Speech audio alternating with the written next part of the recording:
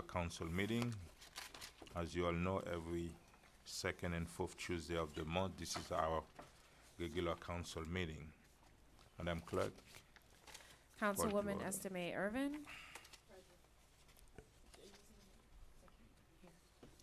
Present. Vice Mayor Desilme. Here. Mayor Bienemé. Here. Councilman Galvin. Here. Councilwoman Keys.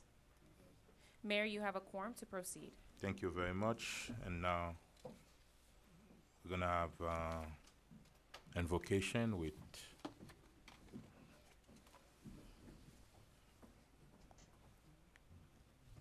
who's gonna do the Pledge of Allegiance?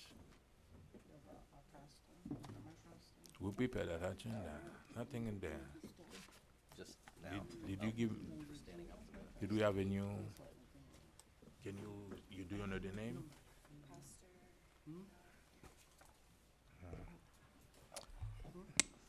Sorry, and we're gonna have the invocation by Pastor Ram L. Pierre from Église Baptiste Universelle de Jésus-Christ, followed by the Pledge of Allegiance with Assistant Chief Angel Riviera. Mayor, for the record, as of 7:02 p.m., Councilwoman Keys is present. Thank you very much.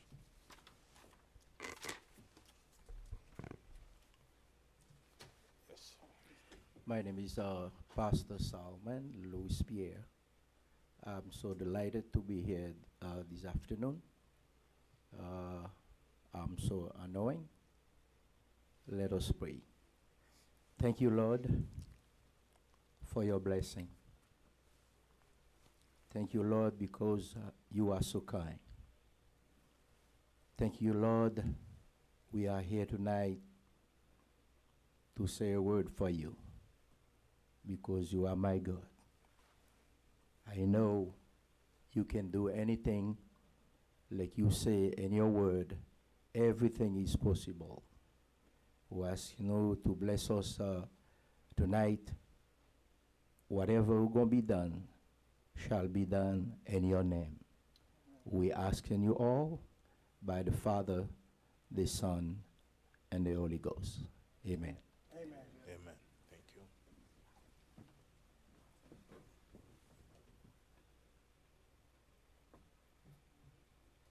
Please place your hands over your hearts. Pledge allegiance to the flag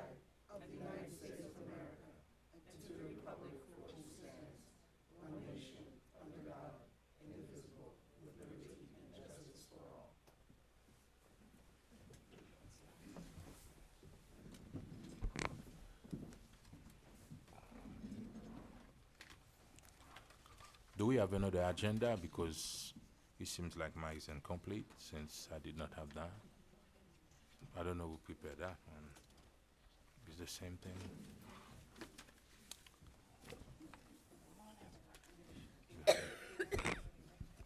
Oh, yeah. Thank you very much. Thank you. And now we're gonna have special presentation. Let's move.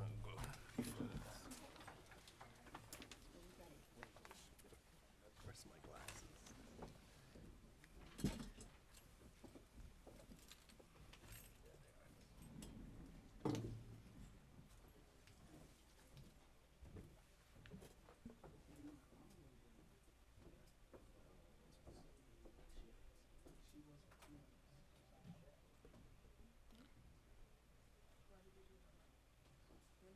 The first presentation is by the police department for January 20, Officer of the Month.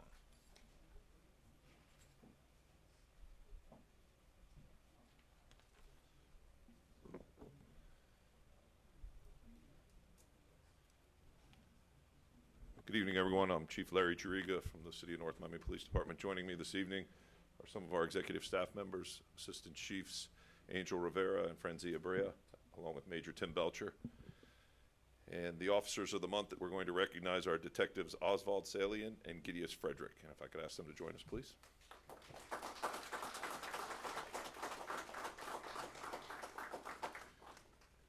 As they come forward, Detective Salian and Frederick are being recognized for their commitment to the protection of the citizens of the city of North Miami, especially our children. The detectives responded to the hospital where they met a 12-year-old victim. Sadly, it was found that this 12-year-old juvenile was several weeks pregnant. Further investigation by these detectives revealed that an adult male had groomed the victim by buying her presents and food.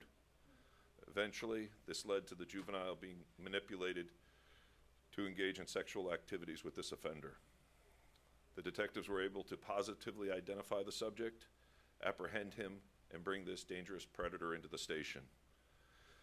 Now, through hours of an interview, mind you, these two guys in a small interview room with this subject, who they know has committed this heinous act, through hours and hours of interviewing, they were able to obtain a confession from the subject in which he admitted to the despicable acts. The offender was subsequently arrested and appropriately charged, and by apprehending this predator, these gentlemen prevented the victim from being victimized any further and prevented anyone else from being in danger from this subject. So please join me in congratulating them on protecting our children.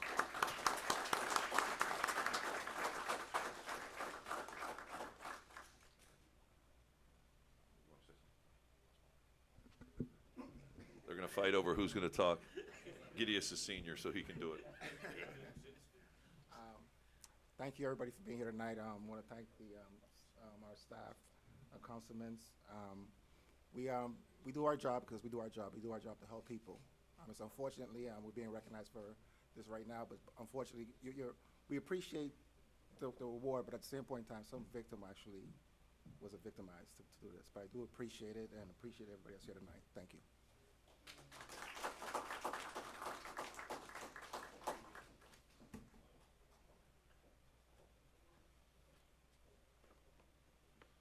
So on behalf of the mayor and the council, Detective Oswald Salian for Officer of the Month.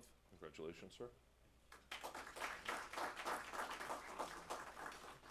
Also, Detective Gideus Frederick.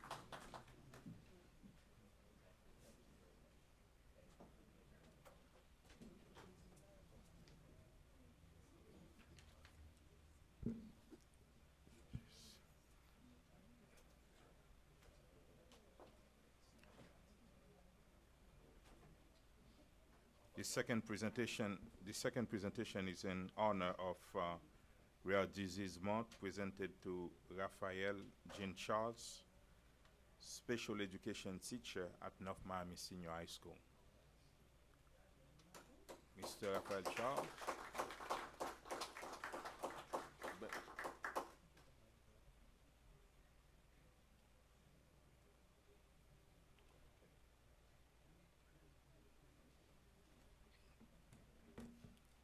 This proclamation is read as follows: whereas there are nearly 7,000 diseases and conditions considered rare, each affecting fewer than 200,000 Americans in the United States of America, according to the National Institute of Health. And whereas, while each of those diseases may affect small members of people, rare disease as a group affect almost 30 million Americans. And whereas many rare diseases are serious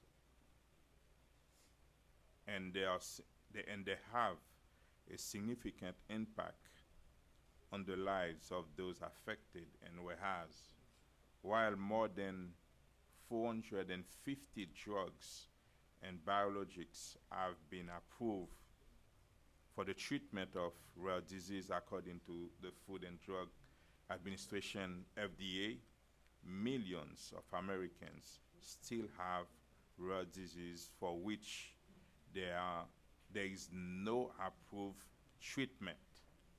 And whereas individuals and families affected by rare disease often experience problems such as diagnosis delay, difficulty of funding and medical expert, and lack of access to treatment.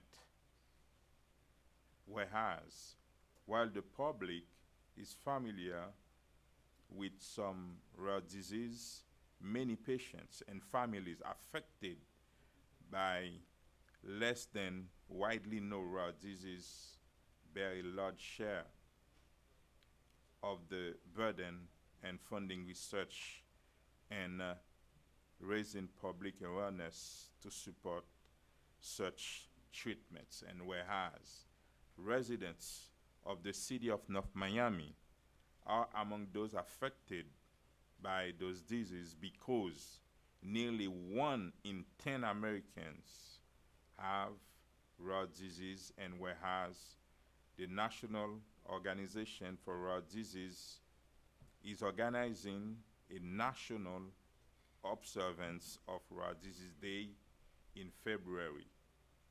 And Rare Disease Day in the city of North Miami, and urge residents to recognize the work and contributions of Raphael Jean-Charles, special education teacher at North Miami Senior High School, for his efforts and devotion to the program in the city of North Miami and in the North Miami community.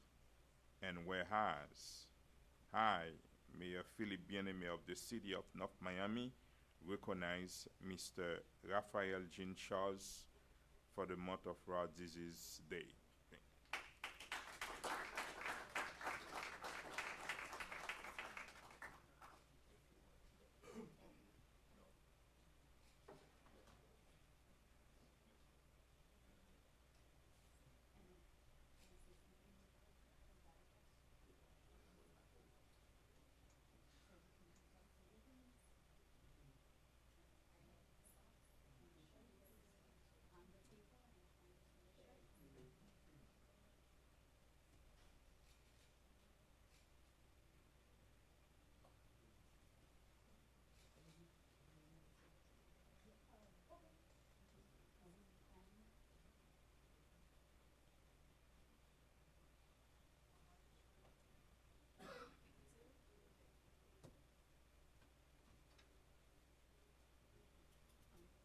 I just wanted to say very quickly, thank you for giving the opportunity to proclamate Rare Disease Day.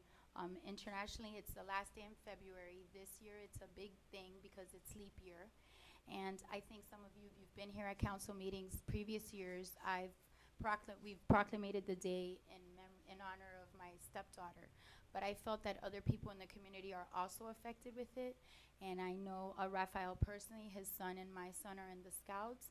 And I know he's a wonderful person, and what he does in the schools with these kids with different disabilities, some being with rare disease, is something I felt needed to be commended. And so I asked for the city this year to make sure to proclamate it to someone in the community, and I hope every year to always, well, I know enough people in the community where every year we will bring the awareness and bring different people that are affected by it. So thank you, Mayor, thank you, council people, thank you for the support.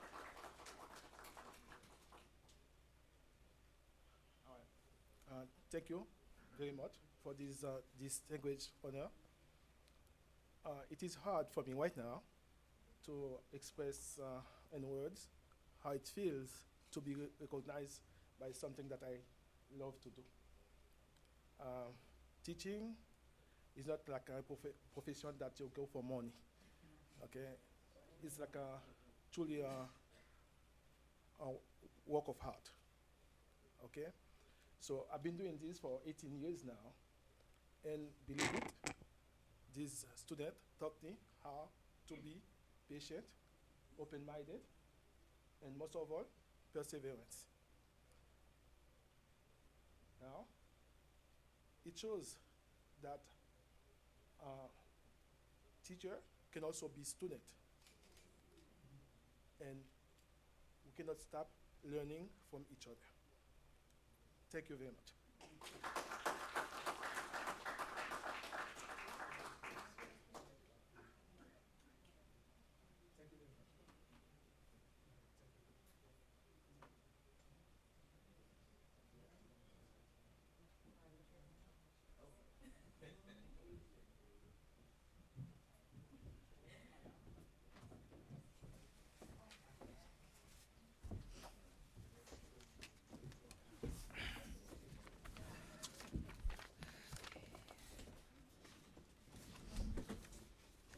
Where's the agenda?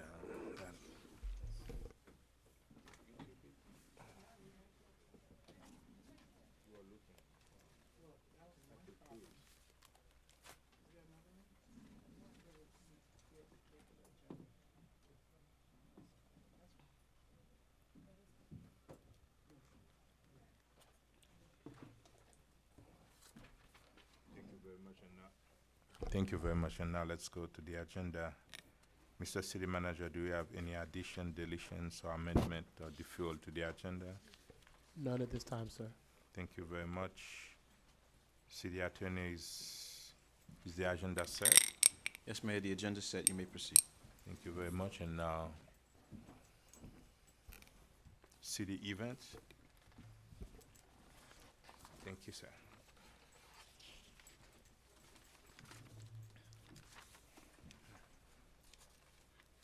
Good evening, Mayor, Council, staff, North Miami neighbors, and guests. My name is Eunicia Baker, and I'm the Senior Public Information Officer, and it is my pleasure to share some of our city's upcoming events, programs, and initiatives with you. The City of North Miami is now accepting Golden Passport applications for qualified seniors and Social Security beneficiaries to ride the Metro Rail and Metro Bus at no cost year-round. To sign up, visit the City of North Miami Customer Service Center on Monday, Tuesday, and Thursday from 9 a.m. until 2 p.m. Need help filing your taxes? The AARP Foundation provides free tax return preparations for low and moderate income taxpayers and seniors at the North Miami Public Library every Thursday, beginning February 6th from 10:30 a.m. until 2:30 p.m. Assistance will be available until April 9th. Friday, February 28th at 7 p.m., join us at the Joe Celestine Center for the NOMI Honors and Appreciation of Business and Community Leaders. This once-a-year event is cultivated to honor South Florida's brightest business community leaders who are making an impact locally and beyond within their specific industries. An RSVP is required. Please visit www.nomihonors.eventbrite.com to reserve your ticket. Seating begins at 6 p.m. Jazz at Mocha will take place Friday, February 28th at 8 p.m. in Mocha Plaza. Nicole Yarling will take the stage for Black History Month's Jazz at Mocha concert series. Her unique sound, which combines voice, violin, and fiddle, will be on display. This is a rain or shine event. But if you arrive an hour early at 7 p.m., you'll be able to enjoy spoken word by the Arts Prevails Project, inspired by moments in Black history, a special dance performance by Marianne Benjamin, choreographed by Fluxus Hawes, founder Agatha Wright, free book giveaways at the Bookleggers Pop-Up Library, and Hamakas, a display currently on view at Mocha. This socially engaged project by Leanne Bosk is coordinated by Anna Clara Silva. The March for Education will make its way to North Miami Saturday, February 29th at 8 a.m. in Mocha Plaza. Join us as we raise awareness and celebrate education. This spirited event for parents, teachers, and students offers a variety of local resources and programs created and designed to help the community. Supporters of education will march in solidarity from Mocha Plaza to North Miami's Irons Manor Fountain.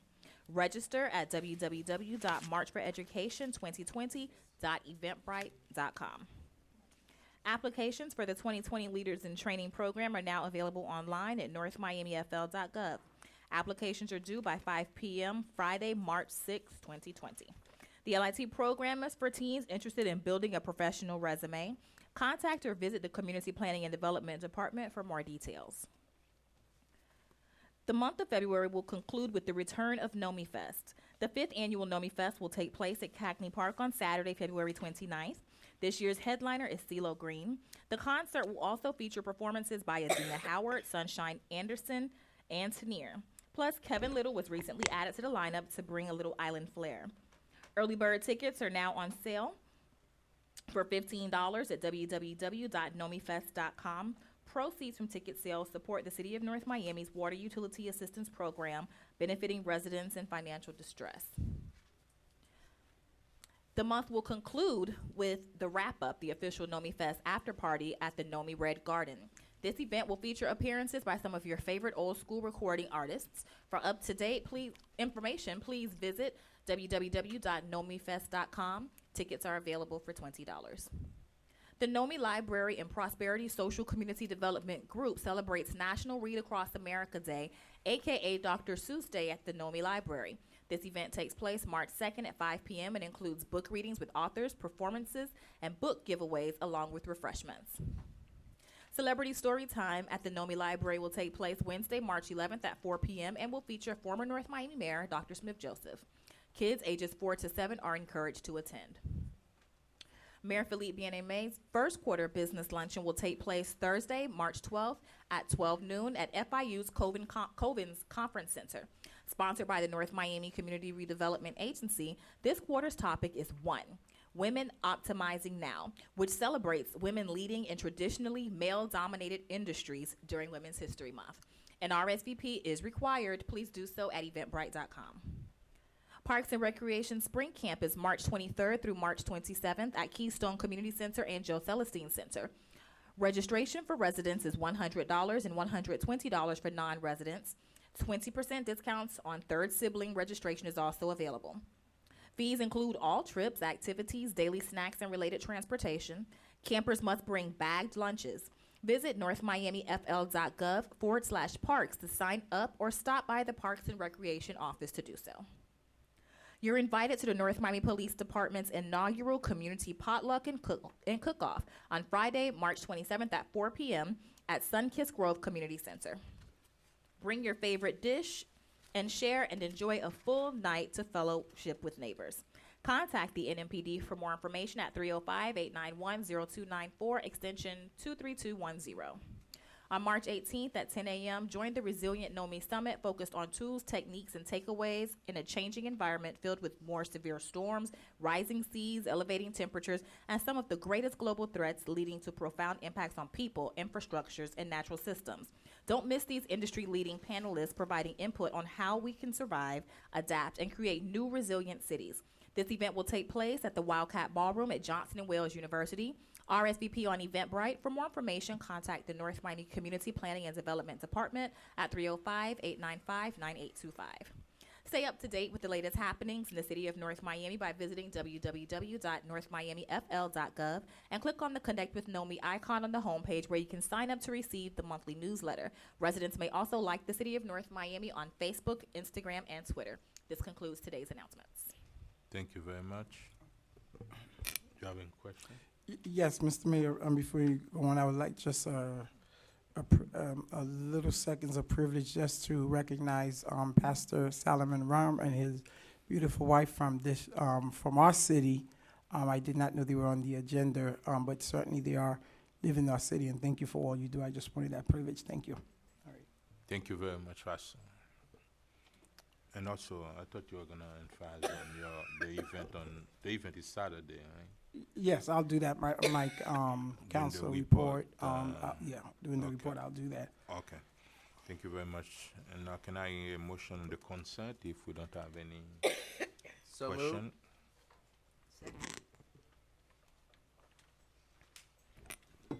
If somebody seconded, I couldn't seconded. hear it. Yeah. I have a motion made by Councilman Galvin to approve the consent agenda. The motion was seconded by Councilwoman Keys. All in favor? Aye. All opposed? Item passes with a 5-0 vote.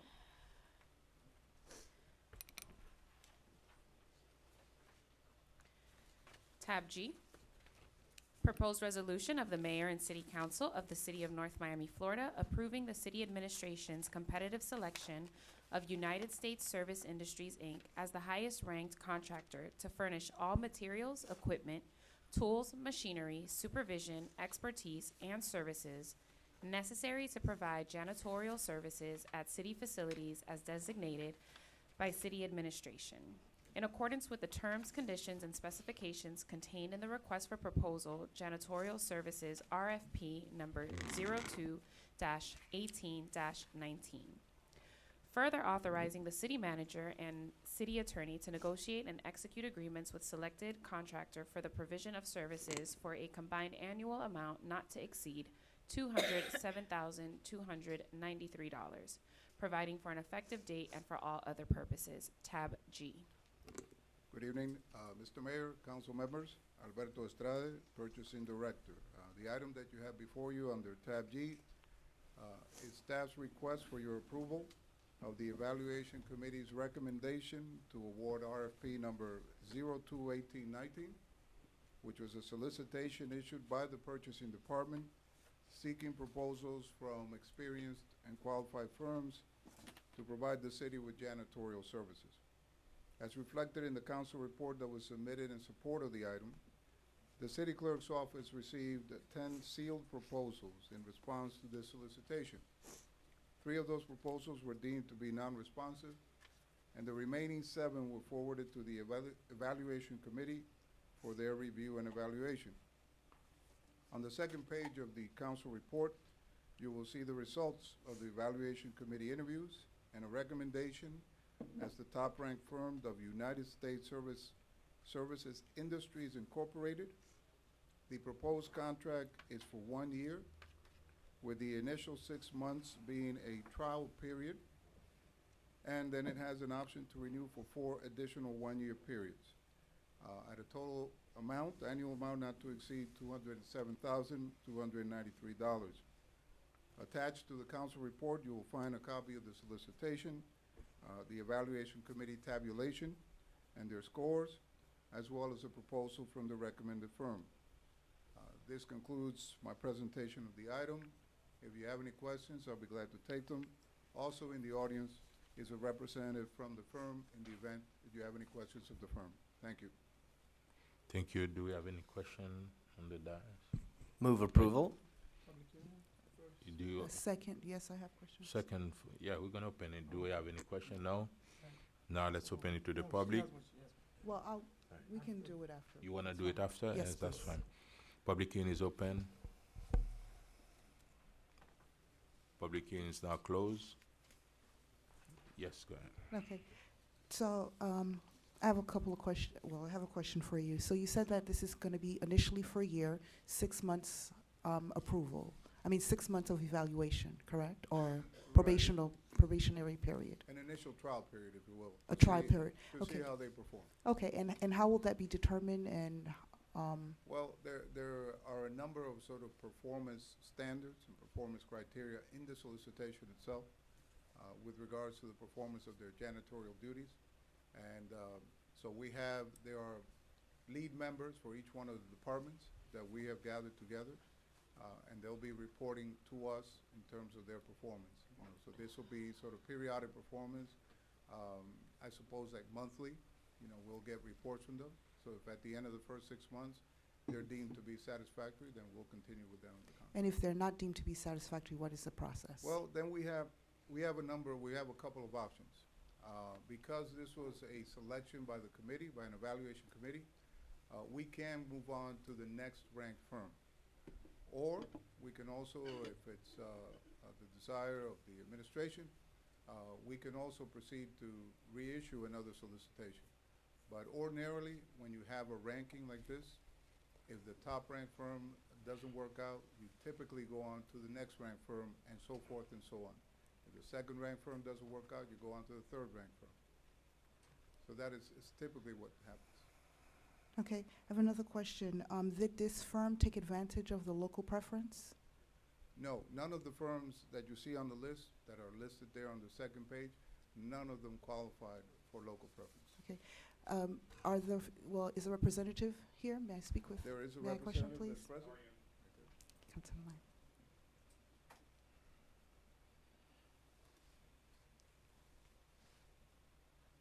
Good evening. Okay. Jairo Castro, I'm the operations manager for USSI. Okay, thank you. Thank you for you. being here. I just wanted to know, are you based here locally? Yes. We have the operation Coral Spring. That's the office that I operate, and we cover the South and Broward County locations. So we do have, the main office in Coral Spring. Okay, and in terms of hiring, do you plan on hiring or giving preference to? I know you didn't qualify here with our local preference, but do you plan to perhaps hire North Miami or give preference to North Miami residents? Absolutely, yes. We Okay. do have we do a background check.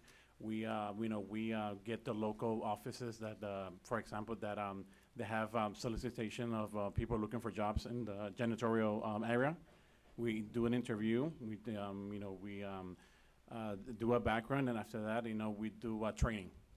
Are you open to having maybe a job fair here to give an opportunity so that the local residents here can take opportunities of Yes. your job? Yes. Okay, Yes. just wanted to know that. Yes. Thank you. Thank you. Welcome. Quick question, just one question. Do you guys used to service City of Miami? Is it the same company, City of Miami Police Department? Miami, no. Miami, okay, thank you. All right. Any other questions? None? Move to approve. Second. It was already moved. Madam to Clerk? approve and seconded. No, it already moved. I have a motion made by Councilwoman Yeah, Keys that's to what I- approve the item at Keep it tab going, G. keep The it going. motion was seconded by Councilman Galvin. All in favor? Aye. All opposed? Item passes with a 5-0 vote. Tab H. Thank you. Thank you. Proposed resolution of the mayor and city council of the city of North Miami, Florida, approving the selection of EnviroWaste Services Group, Inc., Instituform Technologies, LLC, and National Water Main Cleaning Company as 3 lowest responsive and responsible contractors for the provision of sanitary sewer rehabilitation services for a total project cost not to exceed $4,214,790 in accordance with the terms, conditions, and specifications contained in invitation for bid number 38-1819, citywide rehabilitation of the sanitary sewer system. Further authorizing the interim city manager and city attorney to negotiate and execute agreements for the provision of stated services with the 3 lowest responsive and responsible contractors, providing for an effective date and for all other purposes. Tab H. Thank you very much. Once again, for the record, Alberto Estrada, Purchasing Director. The item that you have before you under tab H represents the results of solicitation titled IFB number 381819, issued by the Purchasing Department for the purpose of requesting bids from qualified and experienced contractors to provide the city with rehabilitation of the city's sanitary sewer system.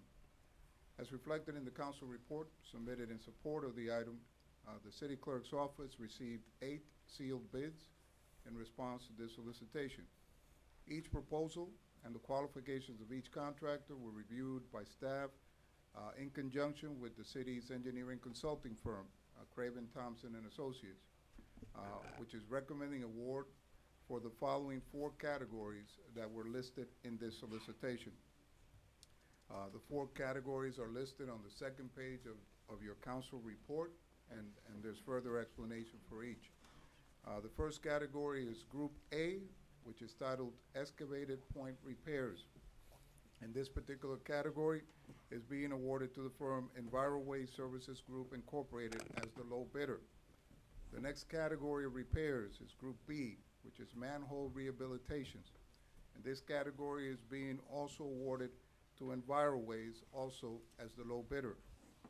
The next category in these repairs is Group C, and this is titled Mainline Lining. And the low bidder for this category is the firm Instituform Technologies, LLC.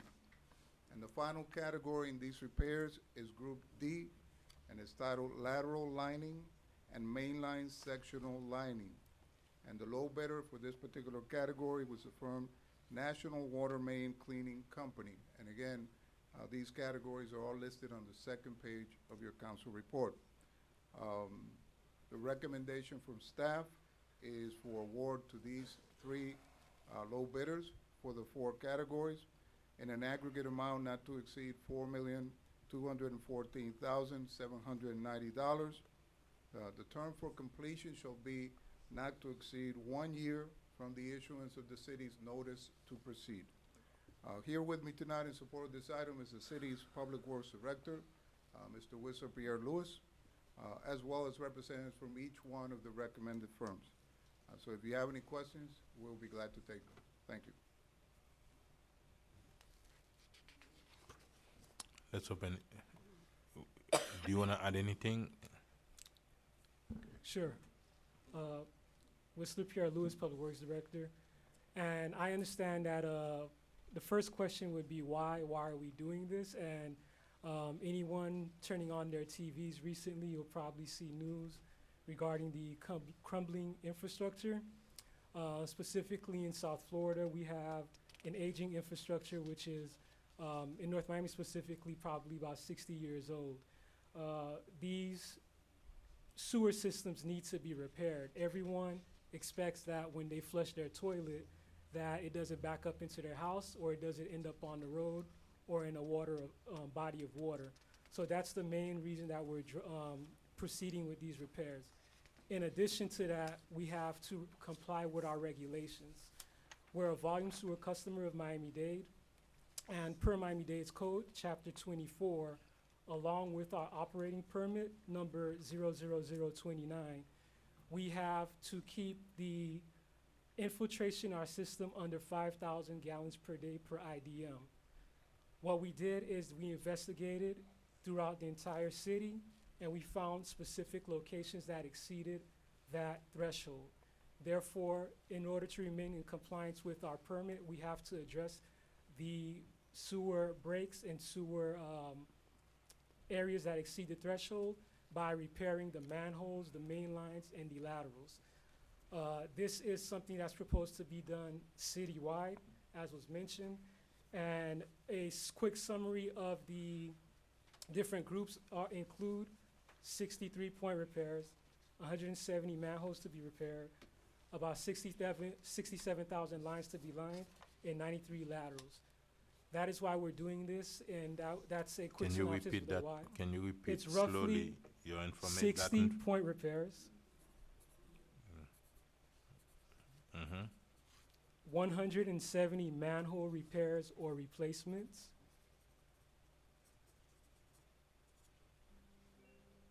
67,000 linear feet of main lines to be lined or repaired, and 93 laterals.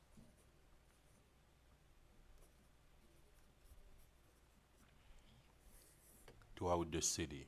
Throughout the city. Do you have any idea on how much money it's going to cost totally for the whole thing if we have to do if you have to fix everything? An estimate. The $4.2 million is No, I'm based talking on about. those numbers. That's what you're gonna do with the $4.2 million. Yes, sir. Okay. Let's open it to the public. Public hearing is now open.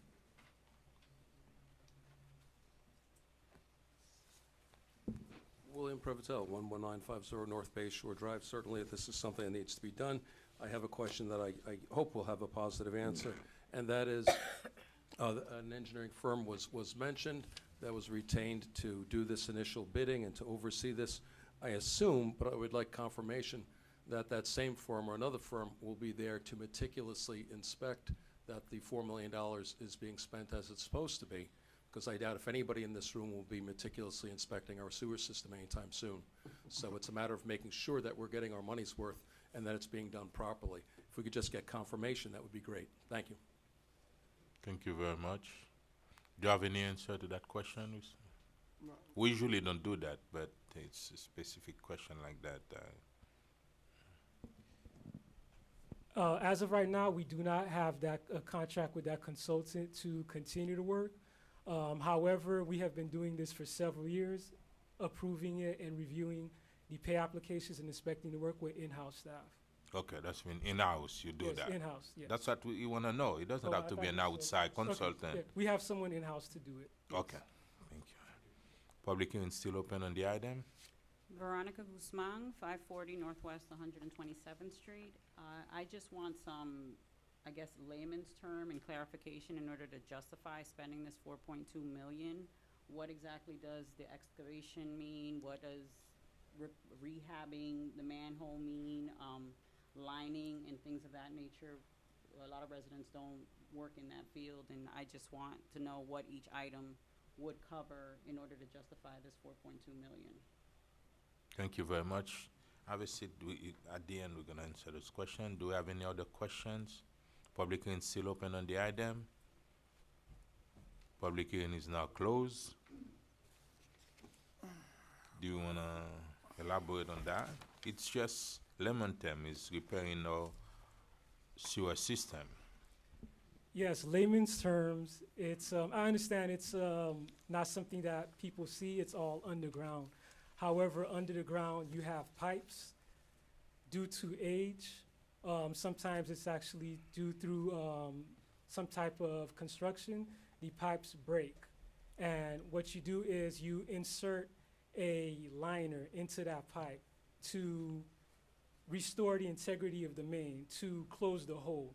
That's the gist of the project. You have manholes as well, which deteriorate where the walls of the manholes break or leak. You coat them, you replace the entire manhole. So that's, I hope that explains what's done. I know it's hard without visuals, but it's pretty much replacing broken pipes or replacing or repairing broken manholes. Between water and sewer project last year, do you have an idea of how much money we spent between the water plant and the sewer? The water plant was approximately $3.6 million. We had 3 pump stations that were approved last year. We've only made progress on 2 of them. They were approximately $1 million each. We awarded 1 contract for sewer repairs last year as well for $1 million. We also approved 1 contract for $1.6 million for TV inspections. Okay. What about the Northeast 6th Avenue? How much money we spent on that? That was done 2 or 3 years ago. Oh, 2 years ago. Yes. Okay. Thank you very much. Any question on the dam? Yeah. Go ahead. Yeah. Go ahead. Yes. So you said that we have to do this because we have infiltration of more than 5,000 pounds, or is that what you were saying? Yeah. Is this job we're doing, will that leave additional, is this gonna take care of the infiltration for all of our pipes, or just the ones that exceed the county limit? We prioritize by addressing the locations that exceed the county limit first. And from that point on, we can go on beyond that and make repairs as needed. But that's our top priority, is to bring us back in compliance. So this is strictly for infiltration. It will help with the lines and sewers, but it's really only an infiltration issue at this point? Yes. Okay. Sure. I just want to say to the manager, if ever we were going to put out a press release that said something that the city is doing that's really good, this is it. Fort Lauderdale is falling apart. There's a giant leak every week. You turn around. We're being, proactive. Hats off, Whistler, to you and your staff for putting this together. Let's get these lines fixed. It's gonna be a long process, but I'm very, very happy to see this going forward right now. Yeah, yes, thank you, Mr. Mayor. I know it's very important that we must get our sewer lines in order, and I know you're saying we're trying to get in compliance with the county infiltration level, but I have a couple of technical questions for you, Mr. Pierre-Louis or Mr. Estrada.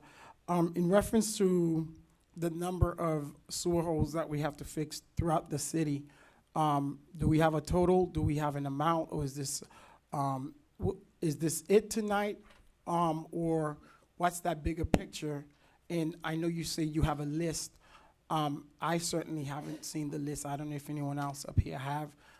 When can that list be made public, or when can we have information on that list? Because you telling us what's the priority, or whatever your study has deemed to be the priority, but I haven't seen it. So the first question, and then the second question regarding the list. Sure. This is an ongoing process. The consent decree was initially ordered in 1996. We're actually in the second cycle. It's ongoing, meaning that every year we go out and inspect the sewer mains and make the repairs based on what we see. So what we have identified up to this point is what's listed in the bid, which are the numbers that I summarized earlier on. So really right now, what you have for this solicitation is to address the locations that are currently out of compliance.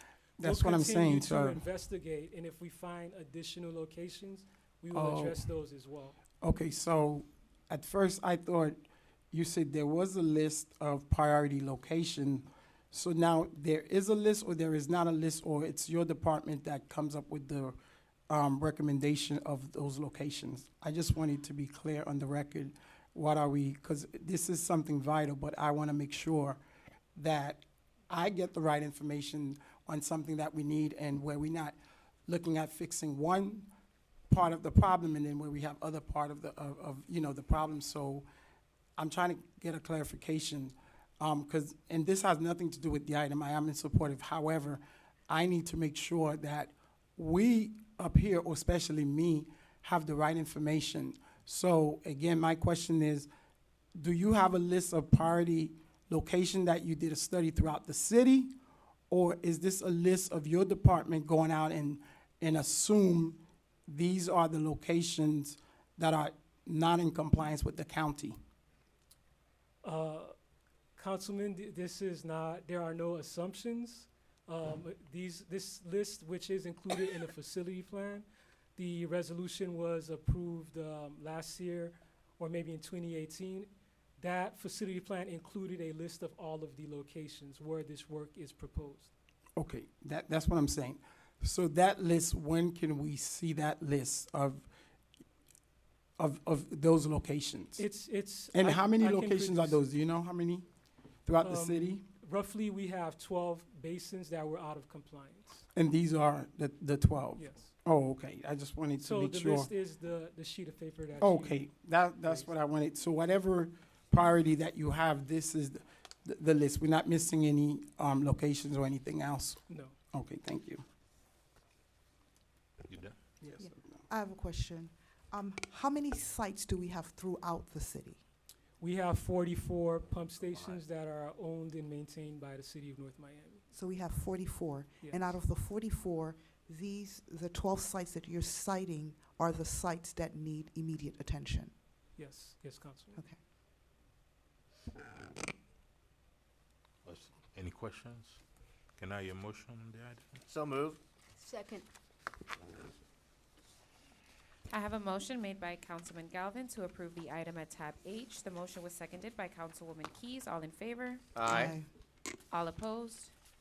Item passes with a 5-0 vote. Thank you. Mr. Manager, can you get me that list sometime soon? Mr. Deputy? Tab I, proposed resolution of the mayor and city council of the city of North Miami, Florida, authorizing the interim city manager and city attorney to submit an application in order to obtain project financing under the Florida Department of Environmental Protection State Revolving Fund Program, SRF, for the North Miami Infiltration Reduction Project. Further authorizing the interim city manager and city attorney to negotiate and execute an agreement between the City of North Miami and the Florida Department of Environmental Protection, FDEP, in order to obtain SRF financing, establishing pledged revenues, designating authorized representatives, and providing assurances of compliance with program requirements, providing for an effective date and for all other purposes. Tab I. Good evening, Mayor and Council. Whistler Pierre Lewis, Public Works Director. Tab I is a companion item to Tab H. For this item, we are requesting your approval to submit a loan application to fund the sewer repair project. This will be the third loan application that the city is submitting. We had two submitted before. One included the upgrades to 3 force mains throughout the city, And the second one we spoke about earlier, it was regarding the filter rehabilitation for the water plant, which project was just completed last year. How much And was it? It How was, much? the filter was $3.6 million. Are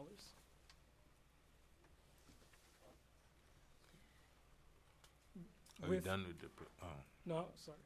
So with Resolution 29-R-48, the council approved a facility plan, which the wording was that the mayor and city council have determined that the approval of the attached facility plan for wastewater collection and transmission systems to allow the city to obtain necessary funding in accordance with SRF guidelines is in the best interest of the city.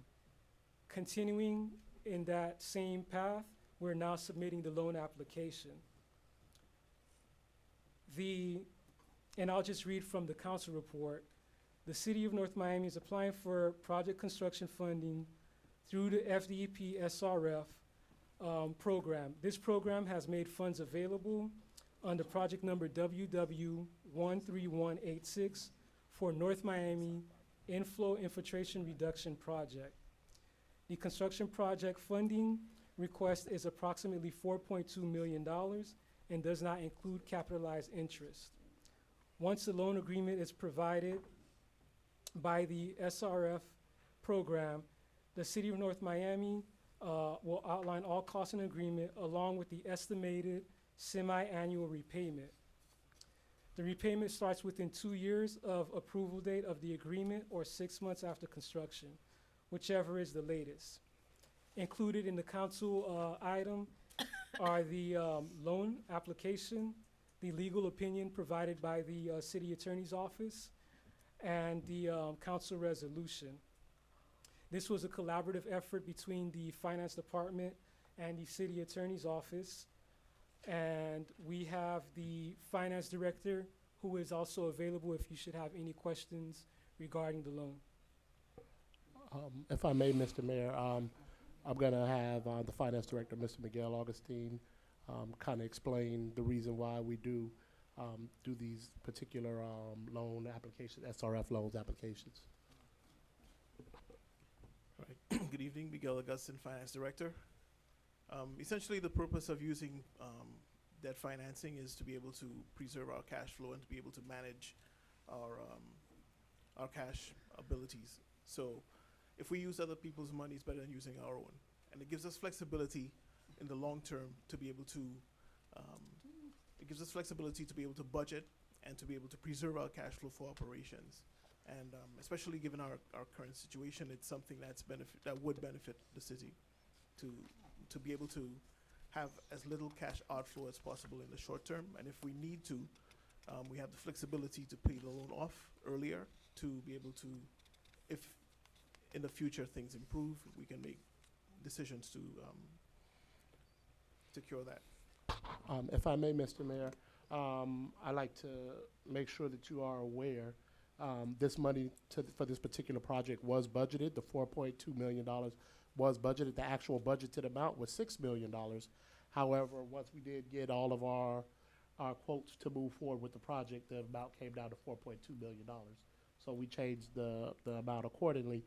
I did provide you with amortization schedule that will show the payments if we did do the SRF loan application originally, and then we did budget for it, but we were made aware by our consultants on the outside that this funding was available for these types of projects.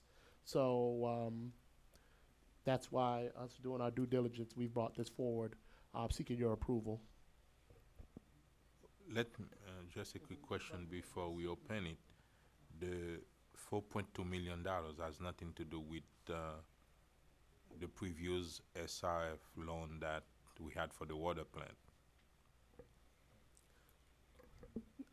Mr. Mayor, no, it's a separate loan agreement. Separate. The other one for 3.6 also was not a part of that fund.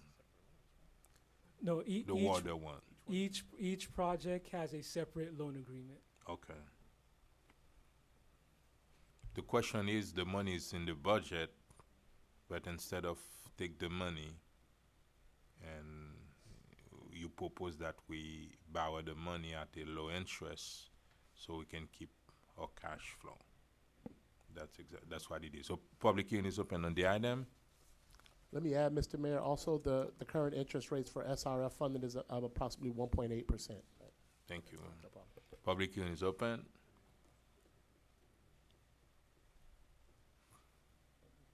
Anyone from the public? William Privatel? No questions? You okay with it? Thank you very Move much. approval. Second. Close. And public hearing is now closed. Now, any question on the dais? Yes. go ahead. I do have a question. During briefing, I told staff that I would not be in support of this item, and I'll explain why. At first, I did hear that, I thought this was something that we did not budget for, and I know we are talking about, being fiscal responsible, and having, a cash flow, but that does not justify, although we don't have to pay it now, but for 30 years for us to borrow, for us to pay $800,000 on $4 million that we do have. And I do understand, and the argument I made with staff is if this was your money and you wanted to buy a car, that's the example that I use.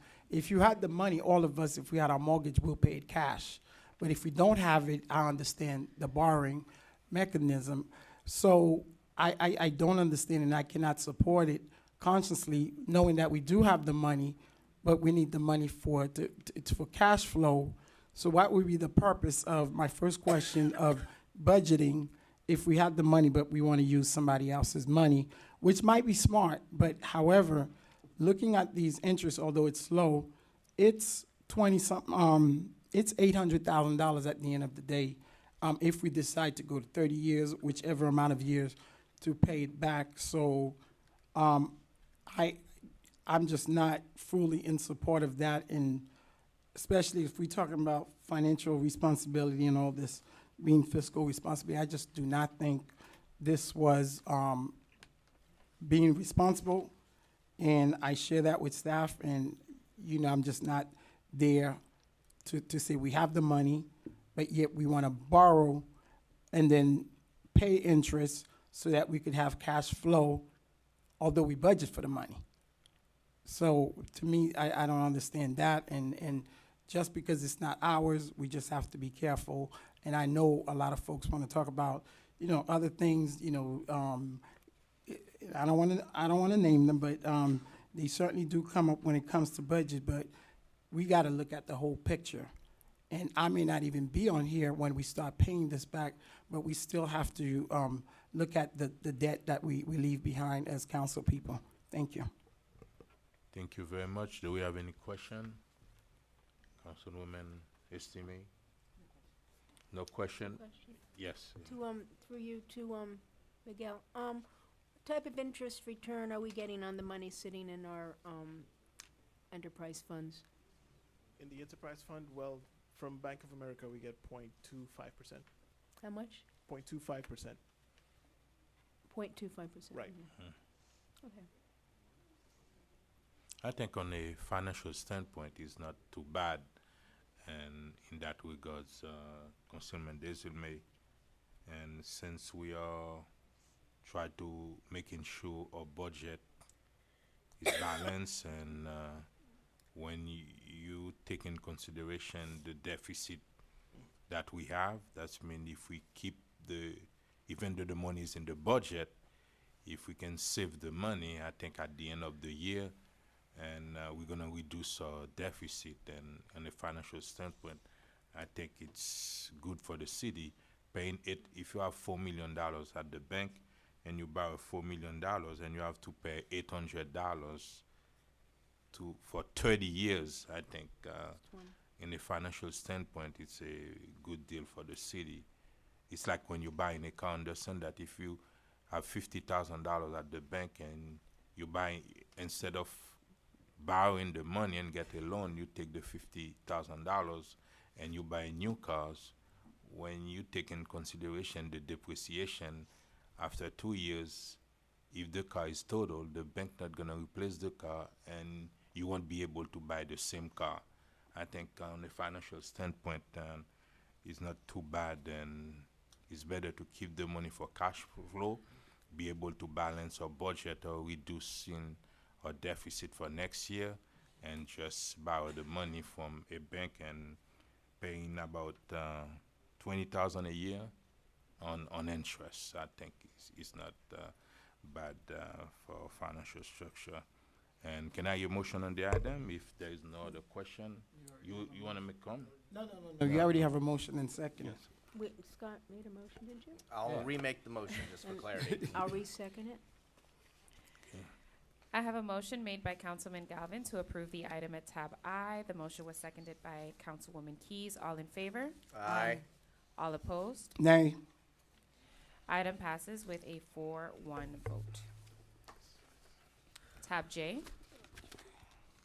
Proposed ordinance, second reading, of the Mayor and City Council of the City of North Miami, Florida, amending Chapter 5 of the Code of Ordinances entitled Building Standards and Regulations, Article 1, in general, specifically at Section 5-2 to add a definition for board-up materials, and Article 3, storm shutters, specifically at Section 5-9 entitled Storm Shutters Placement, by removing Section 3 and 4 and allowing for clarification of removal of board-up materials and their use, providing for repeal, conflicts, severability, codification, and an effective date.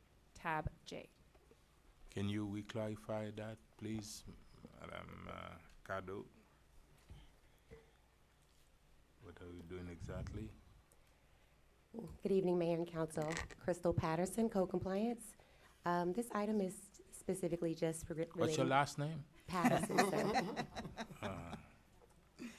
That was recently changed. Oh, okay. Go ahead. This item is specific to making some changes to the storm shutter provision in Chapter 5. And just to kind of briefly just review it,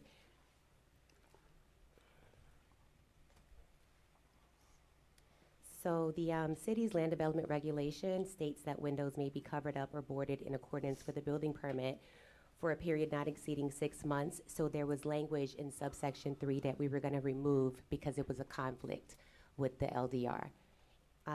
Subsection 4 of the current provision basically is directing residents to that they would be exempt from removing the storm shutters if they had two means of ingress or egress. And ultimately, that conflicts with the Florida Building Code, which states that storm shutters shall be permitted only on emergency escapes or rescue openings during the threat of a storm. So in a nutshell, that kind of identifies what the changes are to that provision. Thank you very much. Public hearing is open on tab J. Public hearing is now closed. Any question on Move the for dais? approval. Second. Any questions? No I have question? a question. Yes, go ahead. Could you repeat what the Dade County code is? When you talked about the, I was referring to the two egress, the Florida Building Code. I mean, you took out at least two means of ingress and egress were provided. And you So, read the county's requirement. so I was actually quoting the Florida Building Code, the Residential Building Code 2017. And there in R310.4, it says the temporary installation or closure of storm shutters, panels, and other approved hurricane protection devices shall be permitted on emergency escape and rescue openings, egress doors during the threat of a storm. Okay, but this is kind of different because this gave us an exception that you could have the shutters if at least two means of ingress and egress were provided through a door, window, or garage. So I worked together with the building official, Steve Pozzello, on this, and I can defer to him to kind of give more clarity on the Florida Building Code. No, I just wanted to hear what that was. So that says you can have it on those doors if the storm's imminent. Correct. But we just took it out altogether as an exception, as long as the two doors, windows were available. So I'm just going to comment that I think 72 hours is so prohibitive, to think about our seniors. Too hard to get shutters up. You can't ask me putting up on and off shutters. If we get that close to a storm, it's gonna be hard to find people. Everybody's working on their own. So storm goes, they find someone to take them down, then the storm comes. So during hurricane season, I mean, if we could do something to give some leeway during hurricane season, fine. I mean, definitely, they shouldn't be on all year, but, and then we have people who are evacuated, don't get back in their 72 hours. We also have people who leave on vacation and want to shut up their house for a period of time. But the plan, I think the plan is not the way you explain. It's not like we're gonna start giving citation after 72 hours, but we wanna make sure. Law though. Well, we can, that's what it says. It does reference that we can give the citations after 72 hours, but as we know, the way hurricanes do come in, we're week to week.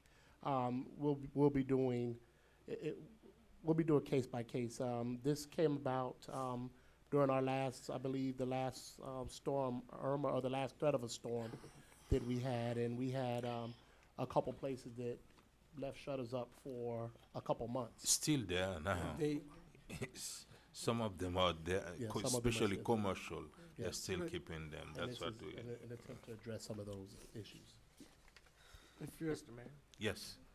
The only tweak maybe that might solve all this is if we leave a grace period when there is a, what is it, hurricane warning, tropical storm warning, so that it's sort of like a more condensed, I don't wanna say hurricane season, that's 6 months long, but if it's, 3 days before, 3 days after a tropical storm warning, something like, I'm just What about talking the, about top of my what head. about the hurricane box? Is it the FEMA box? Is that, the box comes into play before warnings, doesn't it? Are you familiar with the hurricane box? It's a watch, it's a warning.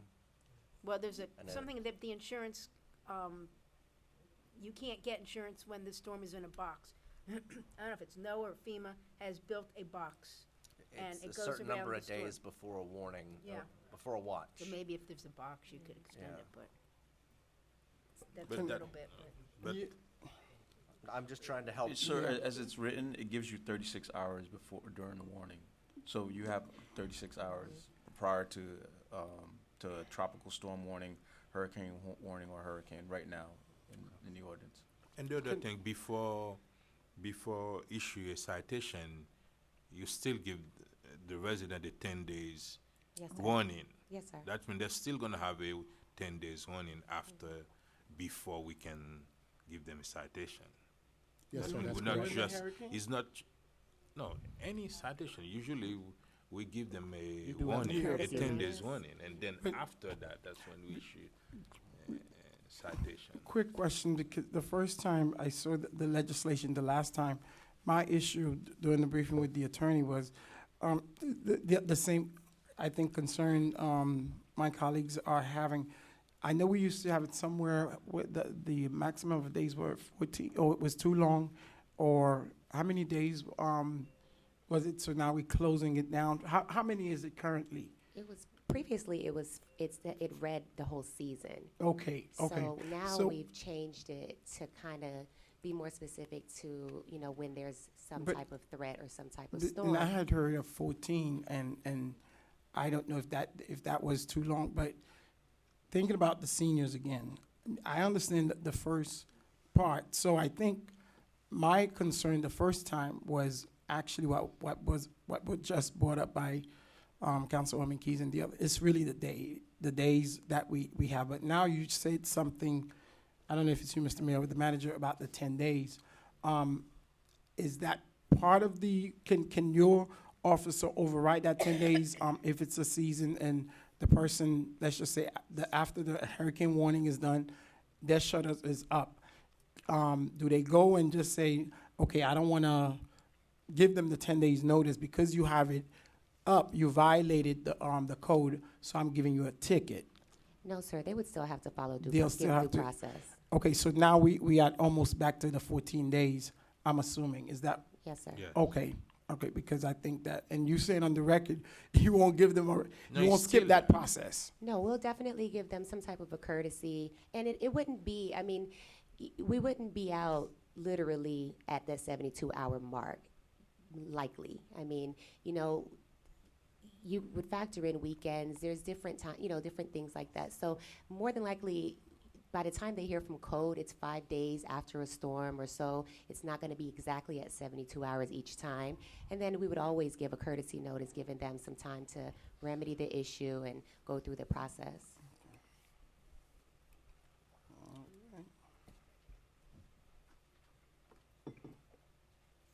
Do we have a motion on the floor? So moved. Second.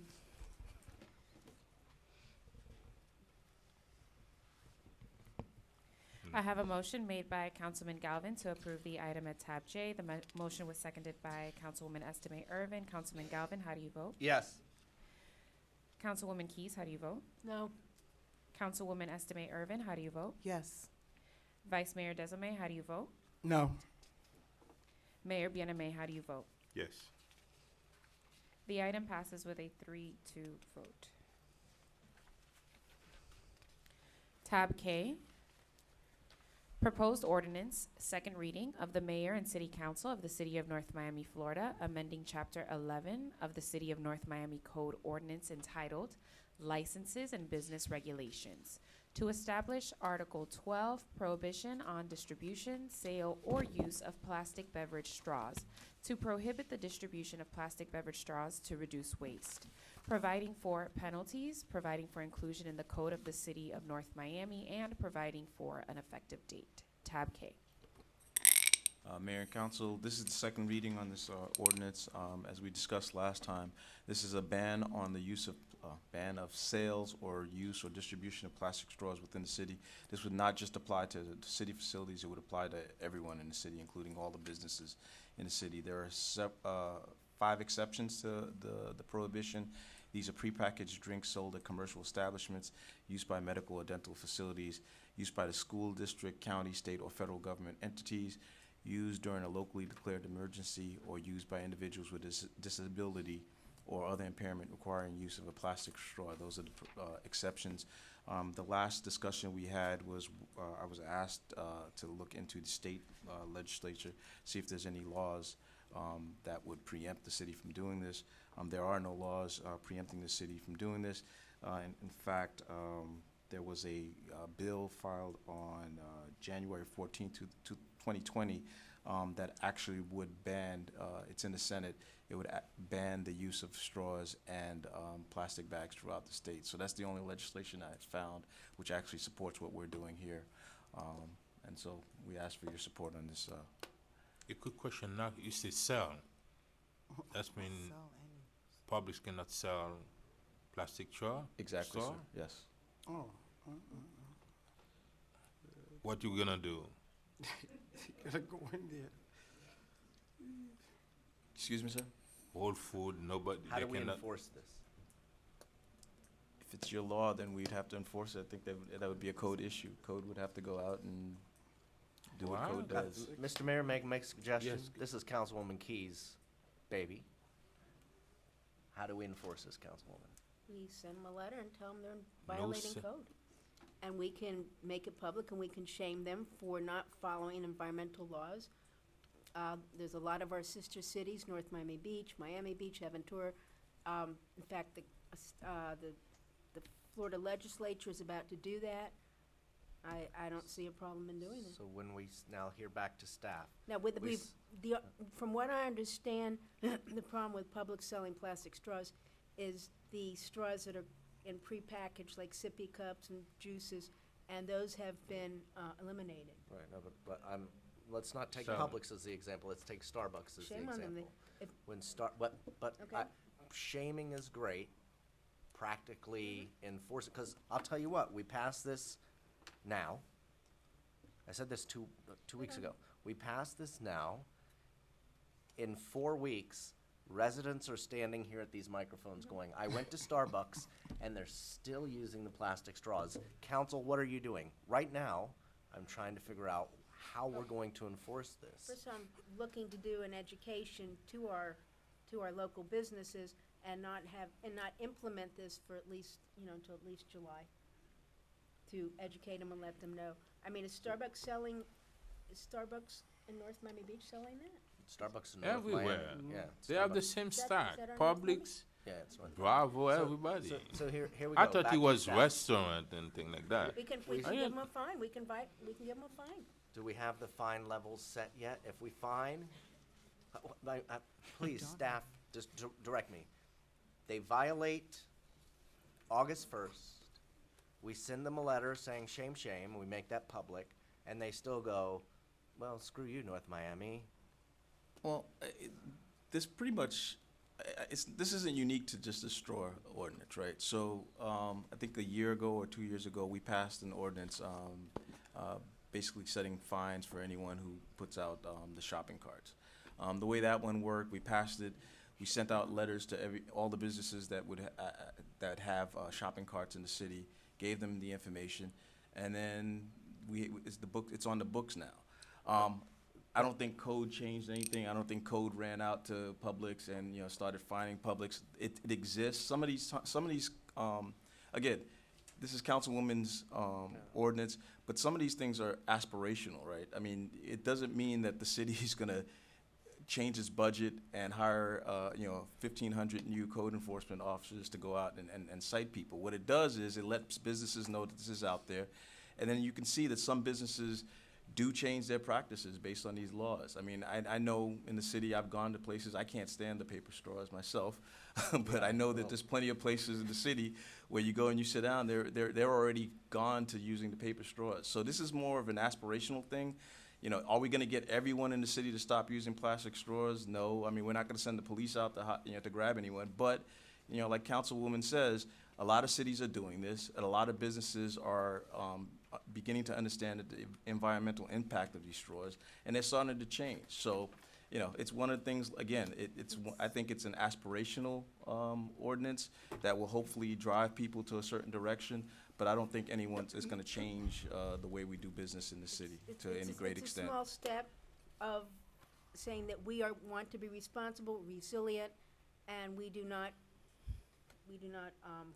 condone, I'm the cool with practice. aspirational. I just want to add a caveat for anybody who's watching, sitting in the room tonight on August 1st or whenever, when they're still being plastic straws used, please don't come to the microphones and say, city, what are you doing?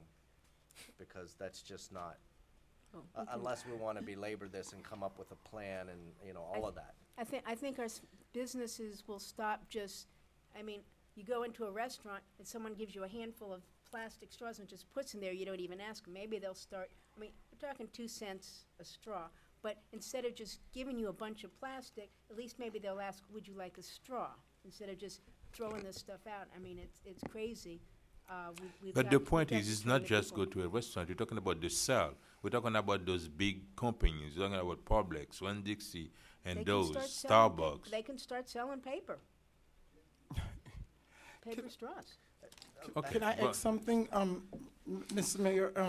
We don't wanna Councilman spend- Galvin? Go ahead. No, I Go think that could, now that I heard your response, Mr. Attorney, and I don't know if the maker of the item, I think if we all want to be environmentally friendly and all that good stuff, but I just have an idea, and I'm just throwing it out there since I liked initiative.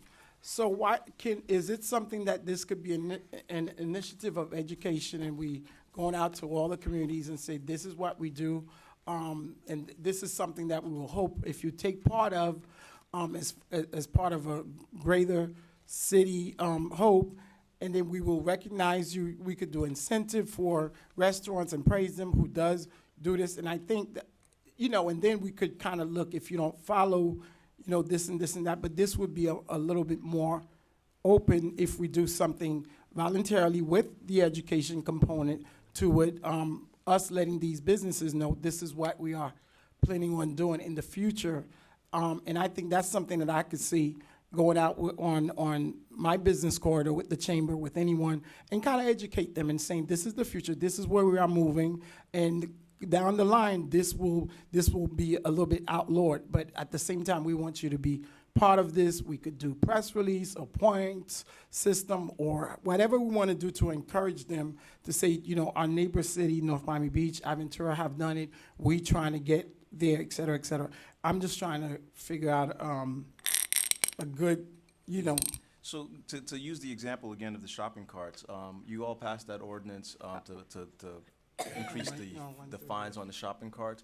Again, we gave out notice, and then one of the education things that we did was we actually went to some of the worst offenders of the shopping carts, and we had pop-up events at those shopping carts, at those supermarkets. And so there was an education process also with it, and it took us, I think, we may have passed that ordinance sometime in the winter, and it wasn't until after the the fiscal year that we actually started to enforce it, after we had done all that education process. So basically what I'm saying is, based on our history of how we do these things anyway, we would probably do it exactly the way you're expressing. But understand that when it comes to the shopping carts, it's an expensive item. That's mean when we said we're gonna take them and they have to pay $25 in order to get it back, that's when all those markets, then they realize that it's right, but they are losing a lot of money. My point is, though, what I was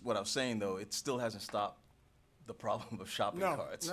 No. Right? So again, so we pass these laws, and then we hope that, you know, it changes behavior, but it doesn't necessarily completely stop it. So in the case of the shopping carts, yeah, I mean, you know, people realized that the fines were going up, and there was a drop in the number of shopping carts, but it doesn't stop I mean, you can go down any of our streets and you still see shopping carts. So it's the same thing. So we would do an educational process. We would ban the use of straws. People would still continue to use the straws, and we would continue to enforce it. But, you know, are we ever going to get 100%? I don't know that we're going to get 100% of the businesses in the city to stop using plastic straws. But again, it's an aspirational goal. Councilman DeSilme, I appreciate your thought on the volunteerism, because I have spoken with staff. We've been talking about this for almost a year, about a volunteer program with our businesses and restaurants to give them recognition that they voluntarily agreed to stop. But that's with styrofoam and single-use plastics, which we are not allowed to prohibit. Since the Florida legislature changed the laws last July that allows the municipalities to regulate prohibiting plastic straws, I've been trying since last summer, brought this up last summer at our retreat, that let's start with plastic straws. So I still would like to do it. We can have a 6-month educational thing with our businesses, let them know.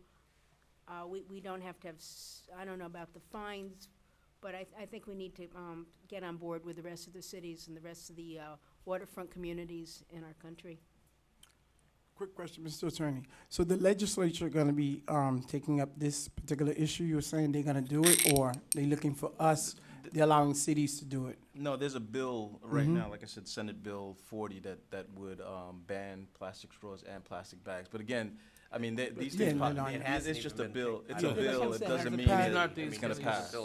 Yeah, it's a proposed bill. It doesn't mean it will pass. You have 100,000 bills proposed, and it Did we doesn't have pass public hearing? committees. Did we open public hearing? You haven't opened public hearing? Oh, let's open to the public. Public hearing is open on the item.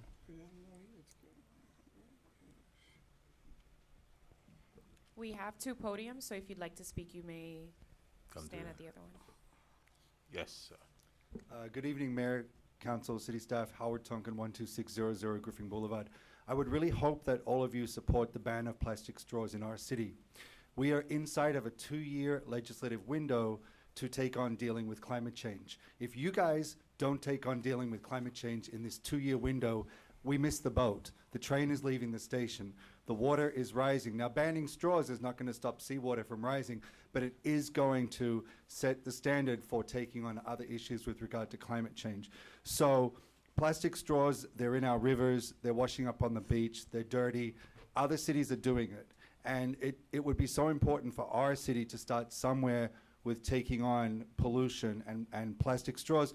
There's avocado straws, there's corn straws, there's paper straws, there's all kinds of straws. Whole Foods has already banned straws. They do something like $250,000 of business per day. They have no problem doing business without plastic straws. Businesses are moving ahead of us. Other cities are moving ahead of us. So it would be really nice for North Miami to begin some kind of like a Green New Deal for our city, where we start getting serious about climate change. Because in 10 years from now or 20 years from now, when we're looking back on what did you guys do to save our city from rising sea level, you know, we'll look back at this quaint little moment about plastic straws, which seems like such a no-brainer, and see where you guys were with that. So I urge you, please, I supported all of you in your elections to care about the environment, and that everybody on the dais cares about our city and our environment. So I really hope that you support banning straws in our city. It's something that we really care about. Thank you. Yes, sir. Carl Dominique with Casey Healthy Cooking, 11900 Biscayne Boulevard.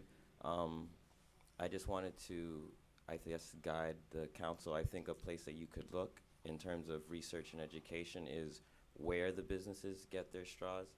Our restaurant has moved to paper straws already and looking towards the future, and we're currently doing research on the other products like forks. Already what I found is that they are available.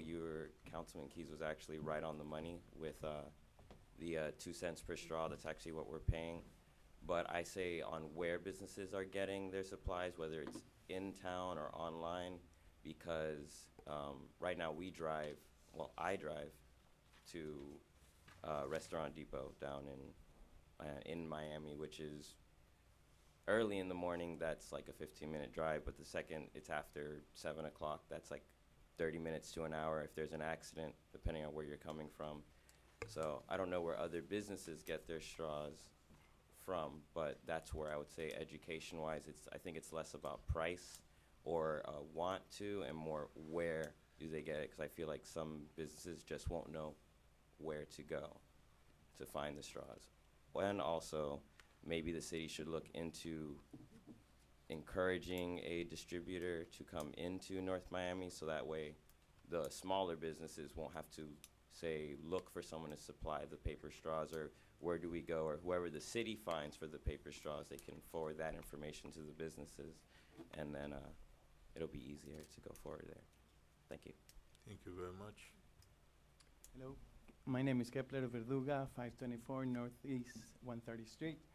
I'm very happy to see these kind of items in the agenda for today. I'm really proud of the city, and I hope every one of you take the right step on the right direction. This is a good proposal, and I hope they get banned, so our city goes in the right direction. Thank you. Thank you very much. William Prevotel, 11950 North Bay Shore Drive. As long as this is a gesture and it's aspirational, and we're trying to set an example, why are we stopping at plastic straws?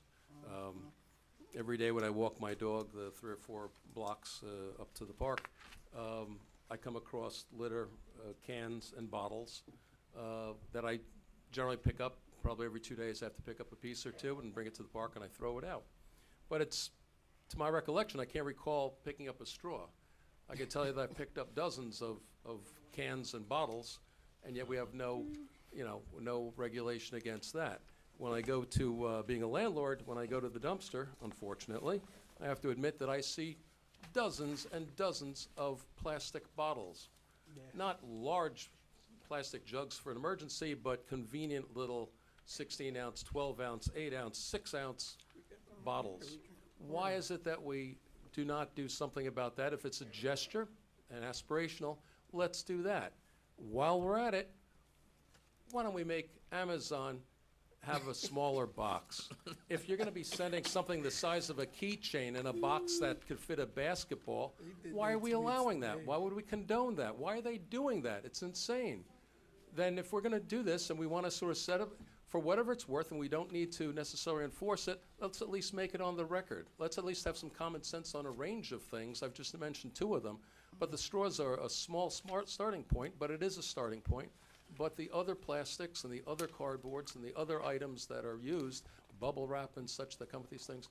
It's just, there's so much, and it's just a detriment to our environment. So if you'd consider that, probably not tonight, but maybe in the future, that'd be appreciated. Thank you very much. Public is now closed on the dais. Mr. Mayor? Yes. If this was truly aspirational, this would belong as a resolution. Yeah. Yeah. As we sit up here and pass this as an ordinance, we better be prepared to enforce it. Right now, I'm gonna vote yes. We do not have this is against my better judgment in so many different ways, because we're gonna put on the books a law that we don't have a plan or anything else to enforce it. And residents who came to the microphone tonight and said, do this, I'm gonna do it, but you have to make me a deal. You can't be here in 6 months saying, shame on you, North Miami, you passed this and then you didn't do anything to enforce it. This is too big for us to really enforce. We would need to hire lots of people who just went store to store to store to store and wrote tickets and then scheduled code hearings and everything else to address plastic straws or plastic bags or anything else. Aspirational to me really is a resolution. I'll vote yes on this ordinance, but I have to admit, we don't have a way to enforce it. Mr. Mayor? And the other point, I don't want, we won't be able to retaliate against Starbucks or Publix or those big stores. And you're gonna see our code go, when they go after those small restaurant or those small stores, and when they see code enforcement, it's like, and they're gonna kind of panicking, and that's mean we don't want any retaliation. Those big stores, they won't pay attention to us, but those small restaurants or those small stores around the corner, and if it was only, like you said, intentionally, just to educate people on climate change and some of the products that they need to stay away from it, I would be okay with that. But I don't want any retaliation against those small stores versus those big box companies, and that's why I cannot support that. So Yes. may I? Yes. So Councilwoman Keys, I would like to be supportive of this, but may I just ask that we perhaps table this and allow us to have an educational piece so that everyone is comfortable? I think everyone up here is wants to be on the same page and wants to make sure that we are paying attention to the climate changes and being environmentally friendly. And I want to support this. But like I stated last time, I did vote for this, but I do want an opportunity for the smaller businesses, for the larger businesses at this point as well, to be educated and to understand our intent. So if you would allow that we do this in reverse, that we have an educational piece first, and then that we can come and visit this, and just like Council Galvin How do you propose, what is your proposal for an educational piece, and who is going to educate whom? You're the maker of the motion. No, well, I'm not gonna start doing education. I mean, we will start doing education and telling them what has to be done, but I'm not willing to go out and be the workshops. educator. I mean, in answer to Mr. Prevotel, the state now allows cities to regulate the use, sale, or ban of plastic straws. I have been working with the attorney since the summer, and I'm also not looking to set our city up for lawsuits. Like Coral Gables in the midst of lawsuits for, I believe, styrofoam. I'm not sure about single plastic. I'm not looking for a lawsuit. I'm looking for something that is real, that we can educate and do our best to get our stores, including Publix and Starbucks, to stop the sale of plastic straws. Why don't we start But with the I don't, education unless someone's first? got some idea of education and how long it's gonna take and what are we gonna do to educate, I don't have an answer. And I'm not looking to, put on Okay, an thank- education. I mean, I do education, and we have awareness fairs, we'll have fairs where we will have all this information available. We have resilience see on our website, we're working on that, but I'm not gonna be personally going to all the stores telling them that they shouldn't be doing this. No one is asking you to personally go. So who's gonna People do it? Our staff.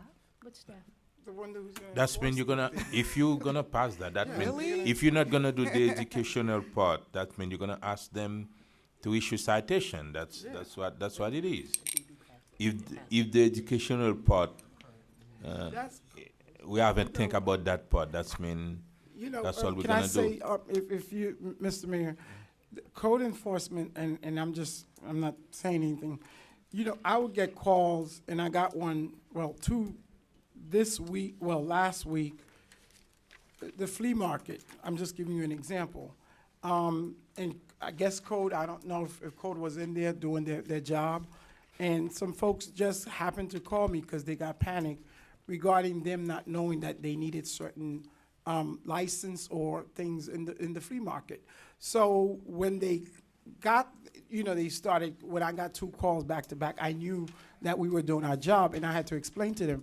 I say, I don't know what you need, you know, besides our occupational license for you to operate. However, if the code, and it was, you know, the person who called was very, you know, and you know when people don't really know something, they get very defensive of that, and I know code was trying to do their job, and I told the person, I say, would you take the gentleman card, and then perhaps we could, you know, set up a meeting and kind of educate you on what you need that needs to be done. So when I walk through the flea market or different things like that, not necessarily I'm doing the education, but I've always tell the former manager or code manager that we need to educate our residents about just what day to put out the trash can, or what color is supposed to come out on what day, because simple things that you would assume people would know.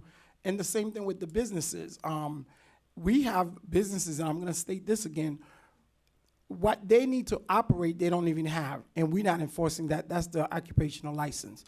So if we're not doing that basic thing, and I don't know how the I guess, execution of this particular legislation would be. If this was maybe an ordinance or something that would encourage or I've laid out an educational campaign that any of the departments that the manager seems deemed to educate, partner with the chamber, to move forward. But the fact that we just want to put something in the book where we know code will have the authority to give them the citation, that's my only concern, is if we really are for the business, we educate them and we let them know, hey, this is something that we see, and Councilwoman, you could say a year from now, let's educate them first, and then, let's come back to this issue where we tell them that, listen, this is where we're moving.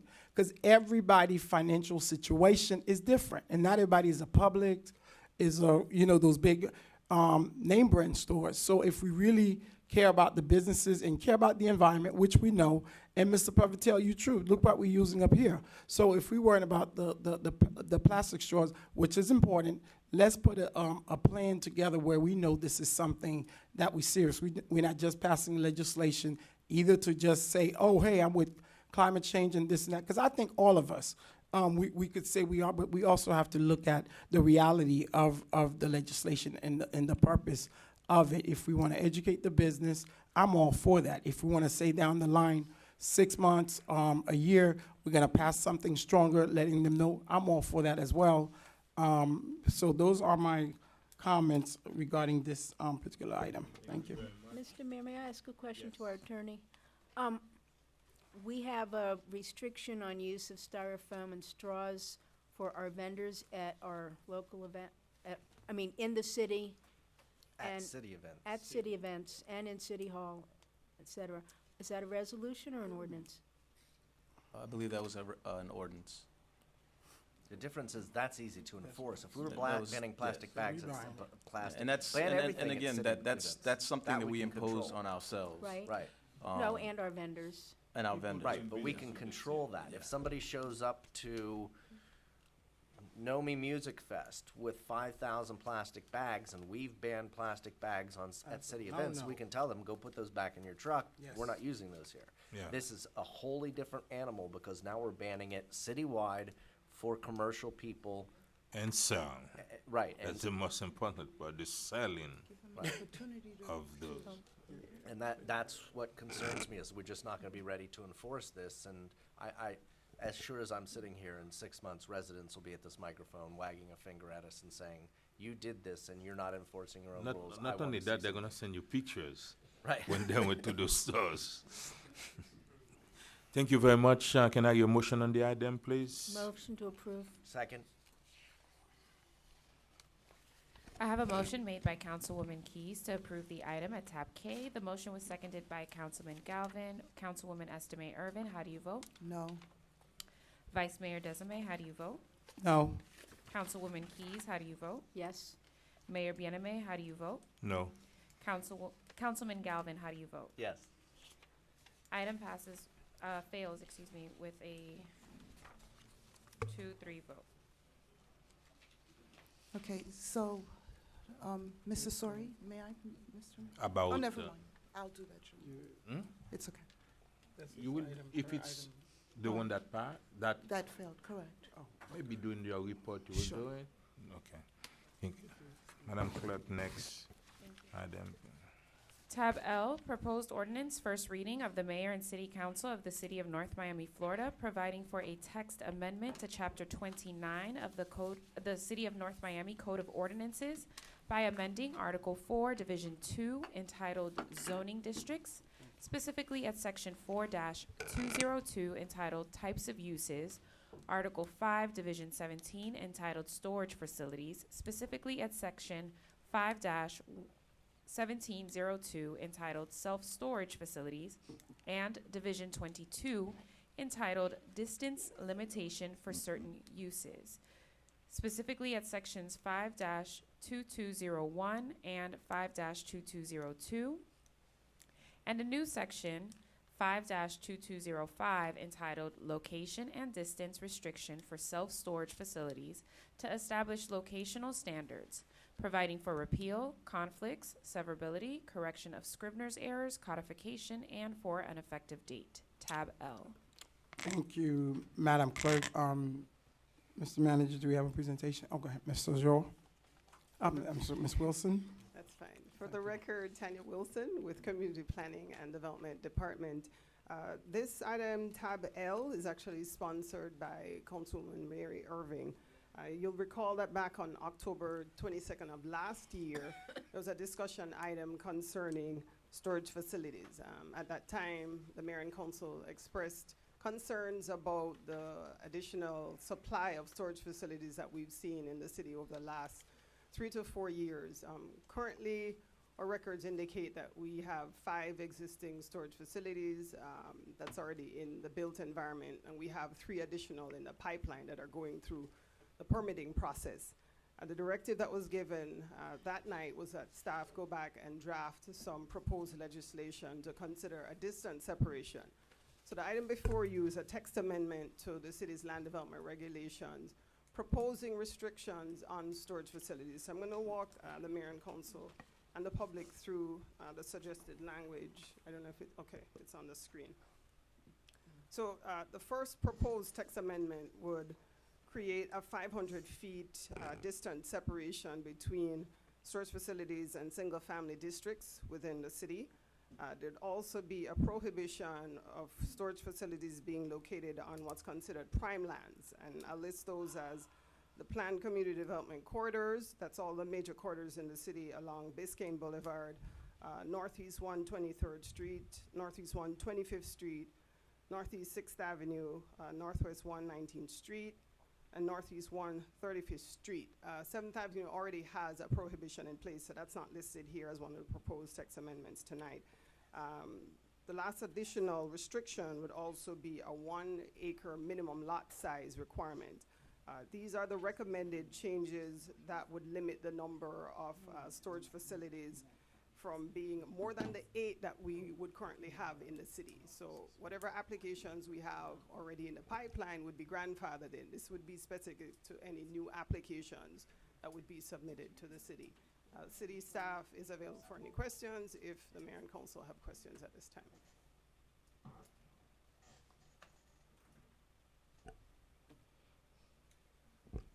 Thank you, Ms. Wilson. As the maker of the motion, before we open it to public hearing, do you want to say a few No, words? Thank you for the presentation. As you know, this, my understanding, even before I got here, a lot of residents had concerns about the, I'm going to call them pop-up storage throughout our city. So I'm asking my colleagues to go ahead and to approve this ordinance, and I move for approval. And now let's open public hearing on tab L. Tab L is open to the public. Going once, I know Mr. Pavitel. Yeah, of course.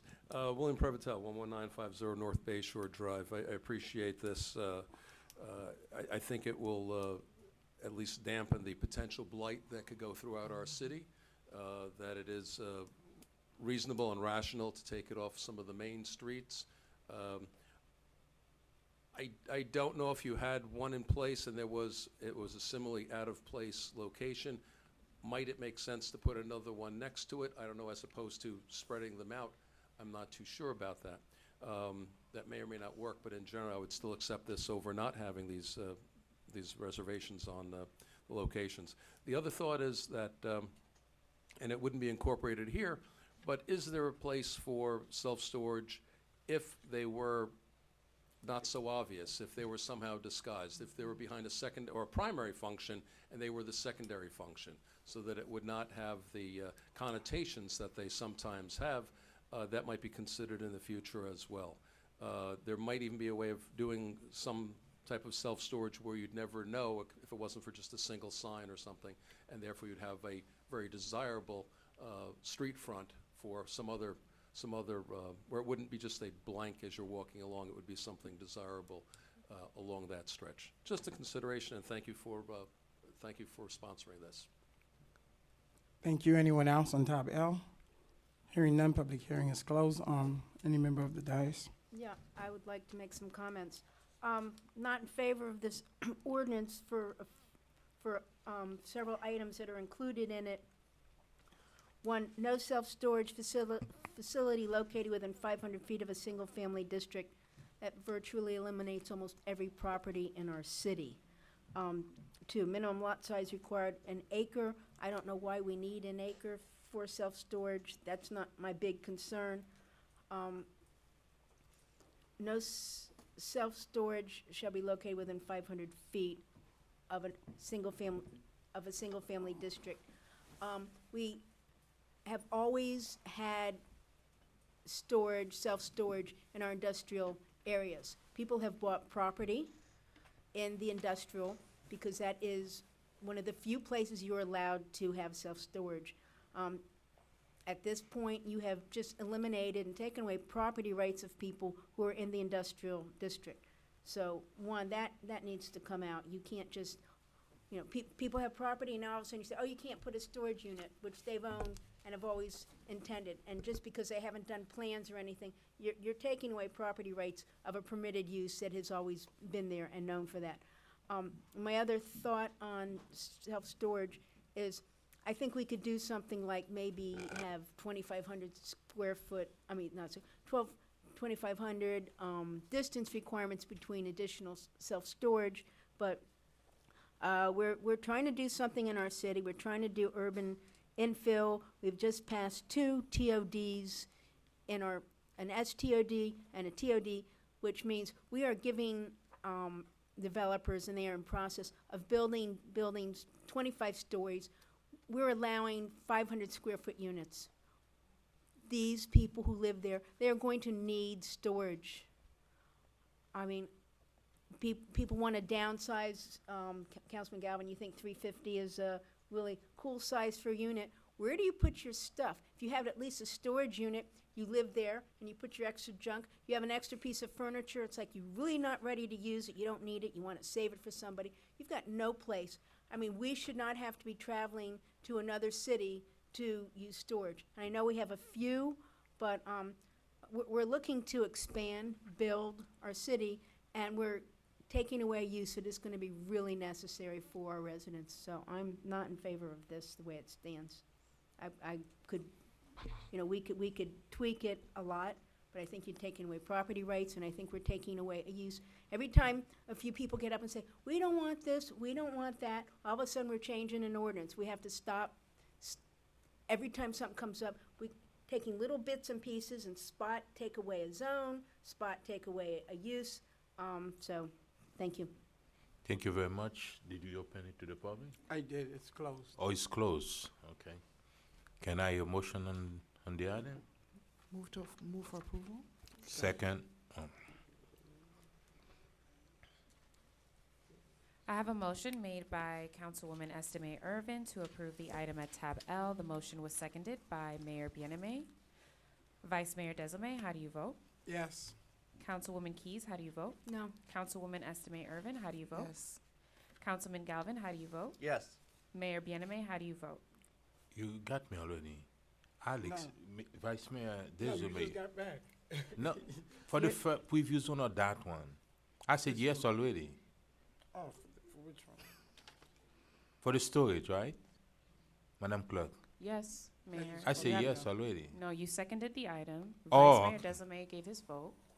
Then Oh, you- Councilwoman Keys, then Councilwoman Estime Irvin, Yes. Councilman Galvin, Mayor Oh, Bienemay, how do you vote? okay. Sorry. My bad. I vote yes. Item passes with a 4-1 vote.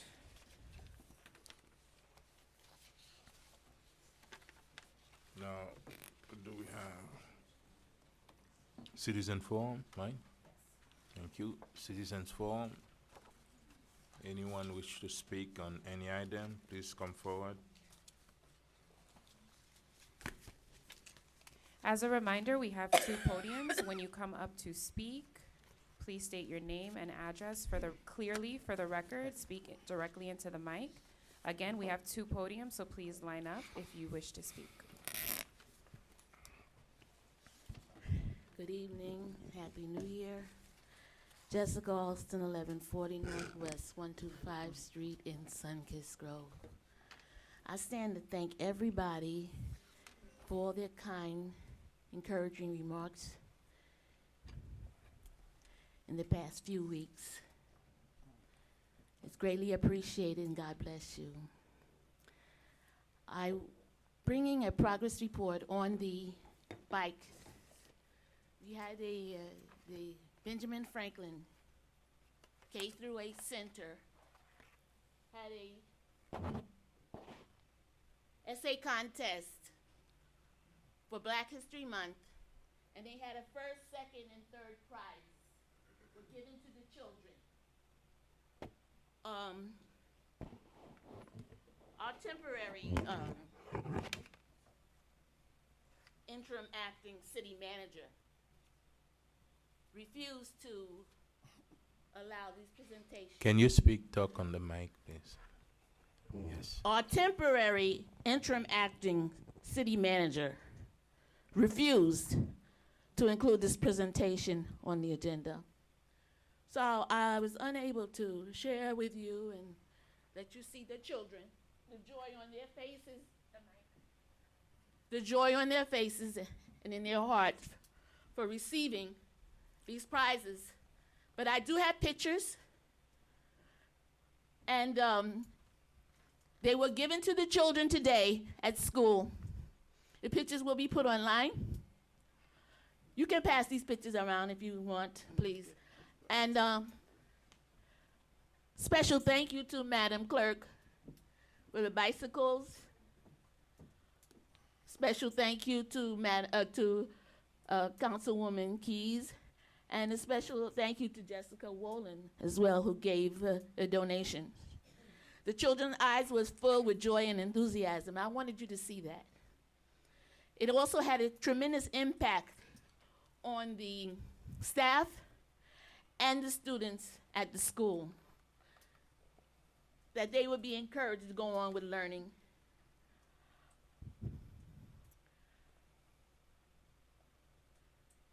We must invest in our children. That's our responsibility as adults. Be not deceived. God is not mocked. For whatsoever a man soweth, that he shall also reap. Thank you.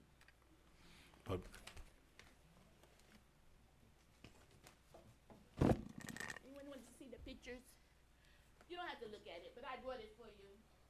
Can you just pass it? We can see it. You don't have I to can ignore it if you like. But I want you to see it. Thank you. Yes, go ahead. Good evening. Yes. I am Vivian Frederick Dean. I'm at Hey, 1565 Northwest 121st Street, North Miami, Florida. I stand here before you all this evening. First of all, I want to thank Alex Decimate from last week. We had a pipe bust in our neighborhood that ran for about 5 days that my neighbor was trying to take care of, and everyone that he called kept putting him off, so I took the initiative to contact Alex.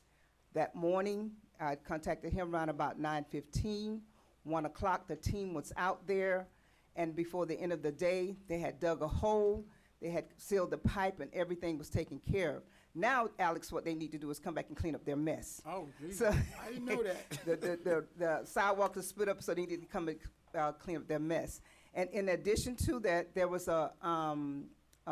aside from that, there was a party that was given for 55 and older on Saturday night up at Claude Pepper Park. I attended that event. However, I was not happy with it because the language was in Creole. And I must have been the only person there that spoke English, so I had to get up and leave. But the party went on as planned, but I just want to say to those of us that are planning parties and you invite the community, please acknowledge other languages that are there to participate in the party that you invite us to. Thank you. Could you repeat your address, ma'am? Excuse me. Address. Could you repeat your address? 1585. my address? Yes, Yeah, you did. 1585. 1565 Northwest 121 Street, North Miami, Florida, 33167. I'm also your Mary Kay beauty consultant in the neighborhood. It's lovely to see you. Oh, right in front of the Jets. God bless.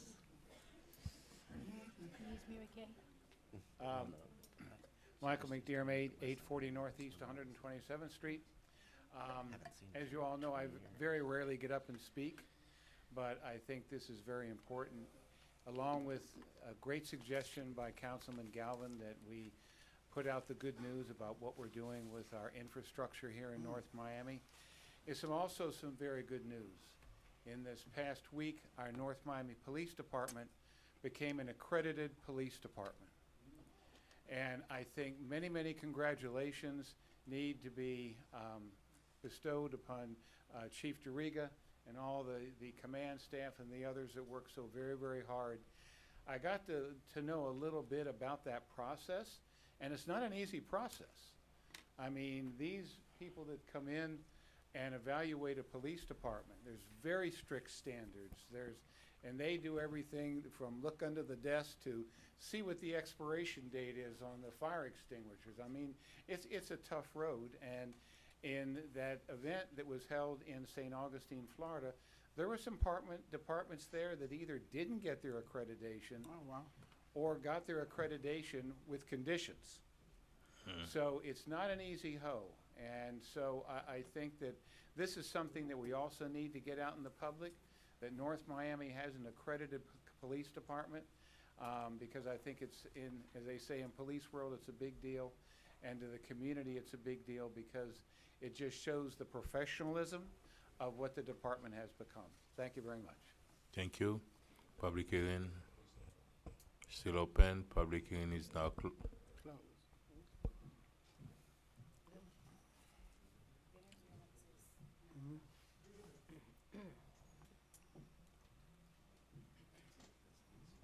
Good evening, Council. Good evening. Men and mayors. 740 Northwest 127th Street. My name is Riddell. I'm a longtime citizen of North Miami, and I'm here on behalf of the North Miami Jaguars. As you can see, I'm wearing my shirt because I'm a strong believer in the work and participation that they put within the community. I just wanted to ask for reinstatement of the program within the community because not only my nephew, my cousins, my two sons are part of the program and been a part of the program for going on 3 years now. And it makes a very big difference in the lifestyle that we have. And they mentor my sons, and I love the way that they work with us.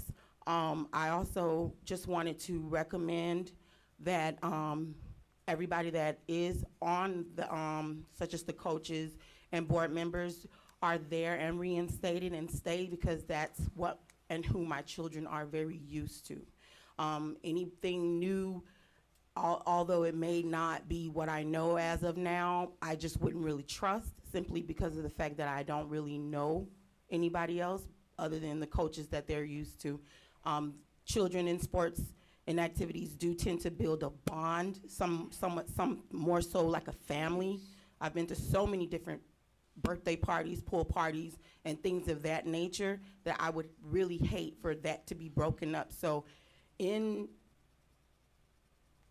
going forward or just making any decisions with Parks and Recreation, I truly pray that you all will keep those teams together, and those board members and coaches the same, so that my children and their friends can continue to grow together and stay together.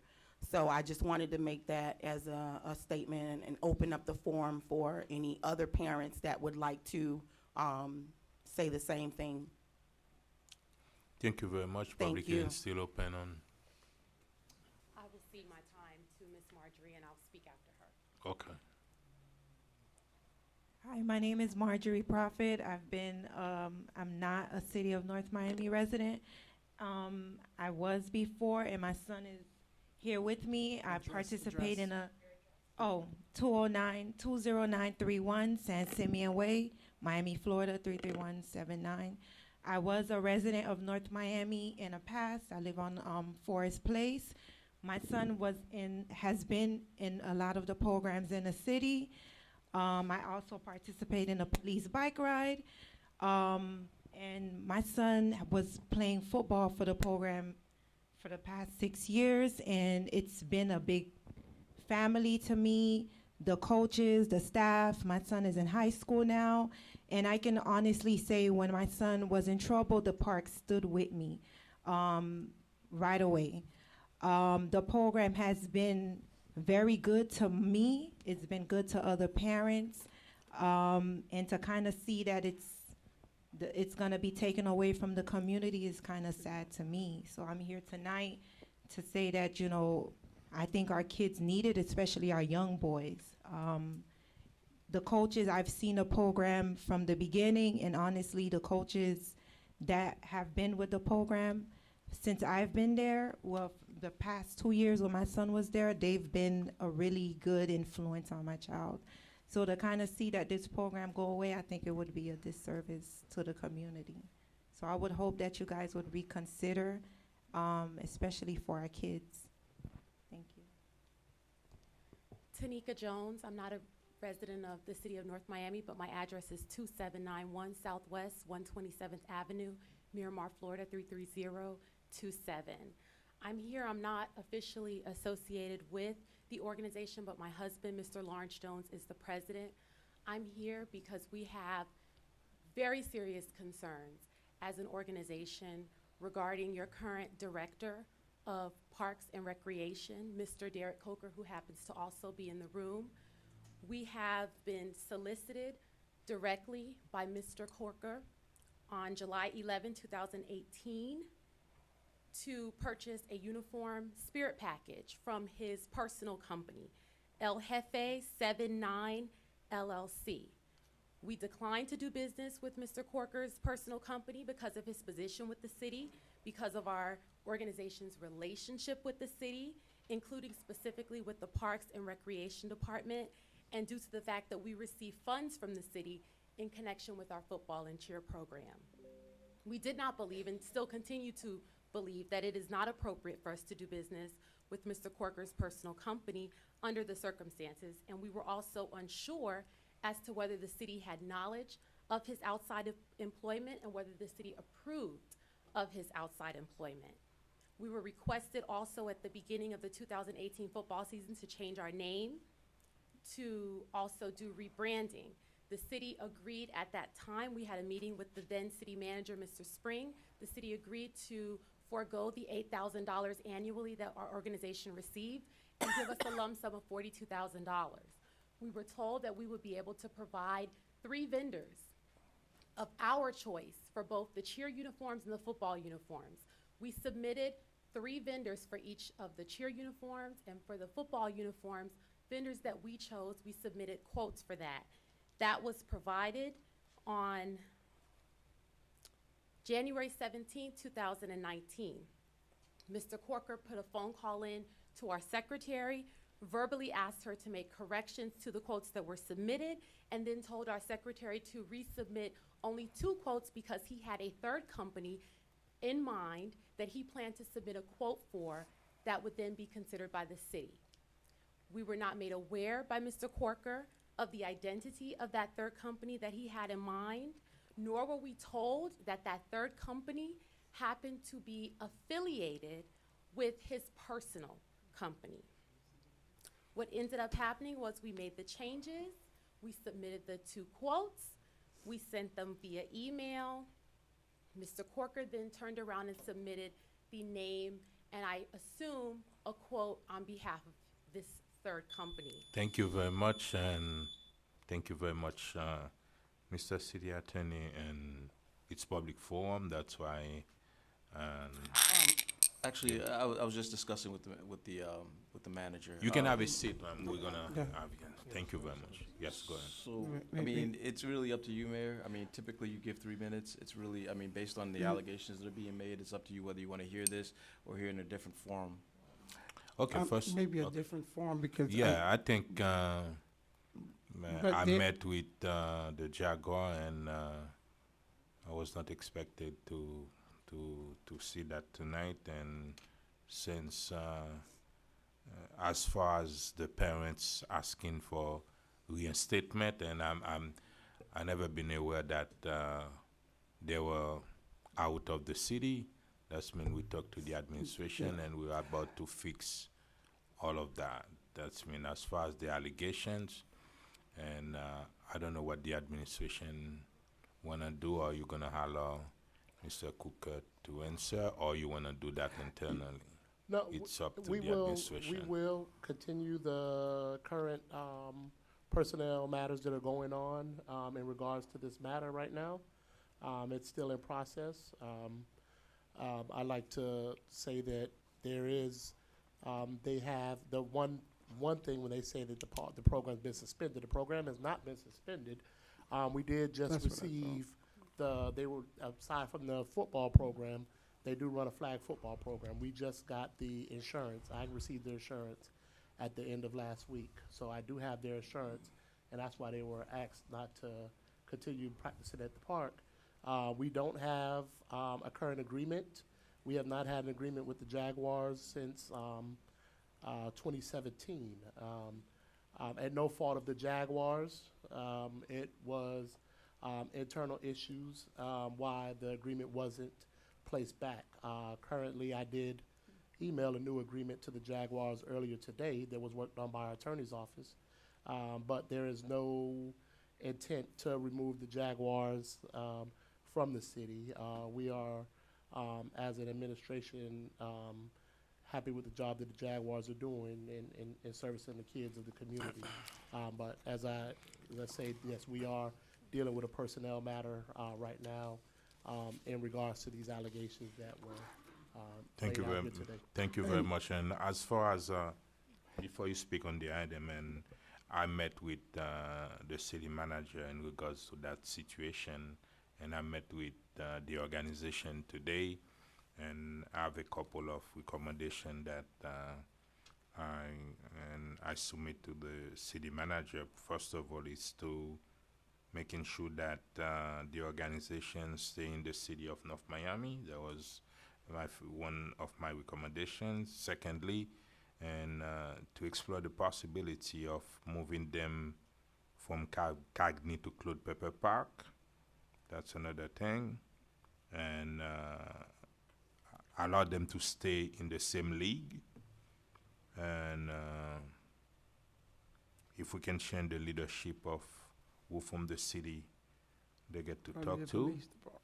whatever it is. And secondly, the $8,000 a year that we give them, if they can, if we can continue to give them that money, because last year I had to give them $5,000 or $2,500 from my discretionary to buy the uniforms. If we can keep that, and that's some of my recommendation. And I don't know, like I said, if you wanna talk to Mr. Cook on an administrative standpoint, or if you want him to allow him to talk and answer No, some of those we'll allegations. continue with our administrative process, sir. Okay.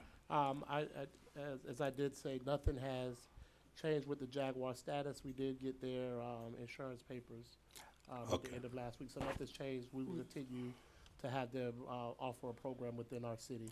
Okay. Mr. Mayor, just for out of disclosure, I did have a conversation with one of the team leadership last week after the meeting, and they did request for me to put the item on the agenda, which I did, but for some reason I didn't see, but I did have a conversation with, so that's why, but I. Or the item was supposed to be on the agenda for discussion.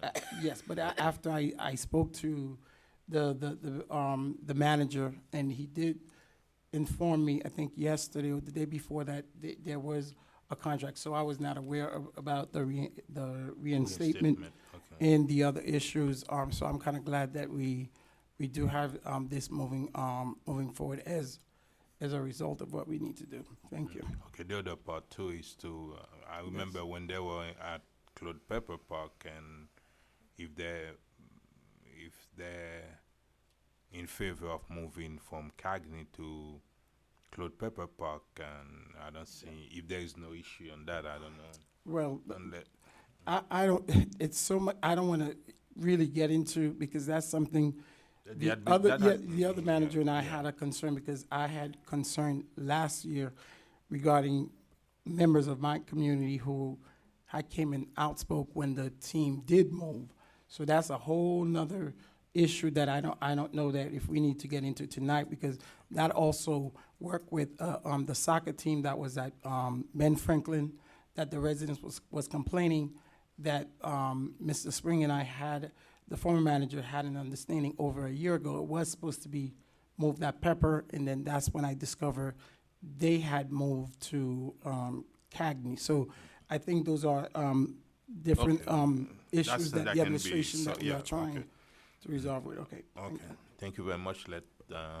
If we can ban any discussion about the Jaguar, we are working on resolve the situation. That's been, yes, sir. I'm Jamari Cooley. I'm a 20931. I am the son of Margie Prophet, who just talked. Can you state your name and your address? Jamari Cooley, 20931 San Simeon Way. You still play football? No, I'm in high school now. You don't play football in high school? Yes, I play football in high school. Okay, where? Well, I go to Crop Senior High. Oh, you're at Crop, okay. So I just wanted to reiterate how much all the coaches, all the staff have meant to me as a player, because without the staff that's been there, and it just that I want other kids in the community to feel how special as the coaches made me feel. Because without the coaches that I had, I probably wouldn't be the player I am today or the student I am today, even then, because they affect me in my daily life. Lessons that they taught me in football, I use every day. It's not just football. And this really can help the kids in North Miami. And I feel like kids, my generation, we really need a leadership in the city, in the community. And North Miami, the coaches that North Miami Jaguars have really will help the city and really will impact the city for the future leaders, even maybe future mayors will help. It will just help. It's so much help that the city have gave me, my family, my mom. They really help a lot. And the coaches that are there, I can't imagine any other coaches, any other leaders for North Miami Jaguars. They created North Miami Jaguars. I was a I was a player on just not doing well. Never was on a really good team until I had the coach, my coach, the commissioner, Lawrence Jones, who's here today. And until he was the coach of my team, I really never excelled. I really never had that extra step, that extra push. And all the coaches there are good, but if we was to change the staff that are there now and how much we're progressing, we're just gonna regress. And then how we're moving, they're moving towards a good direction right now.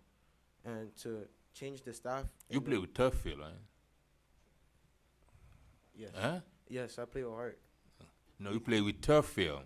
Turffield Bien-Aimé. You know, in Turf? Redskins. You forgot. Yeah. Oh, yeah. Yes. But you learn to play through it. Yeah.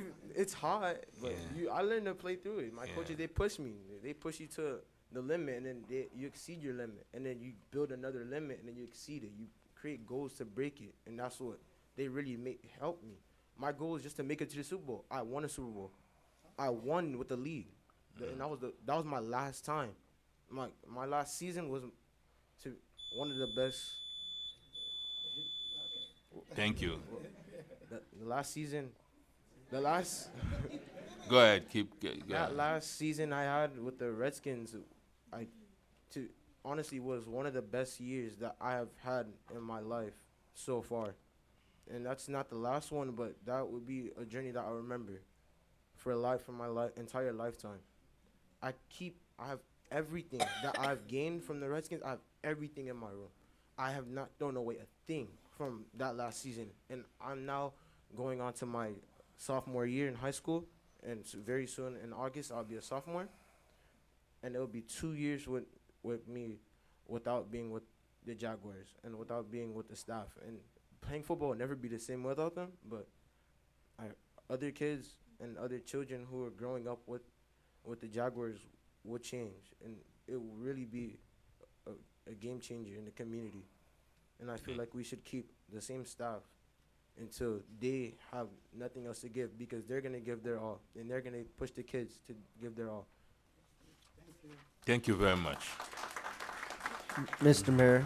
Yes. May I jump in on this for real quick? Mr. Sorey, allegations leveled tonight are incredibly serious. They are either, if true, they are either ethical violations or potentially, in my opinion, criminal violations. If you have not yet reported this to authorities outside of the city, please do so immediately. We don't need to have our own departments investigating our own departments.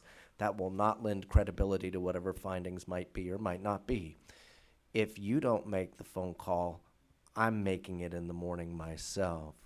We need to not have people coming to this microphones and throwing down allegations if they're not true, and if they are true, we need to take action as a city. So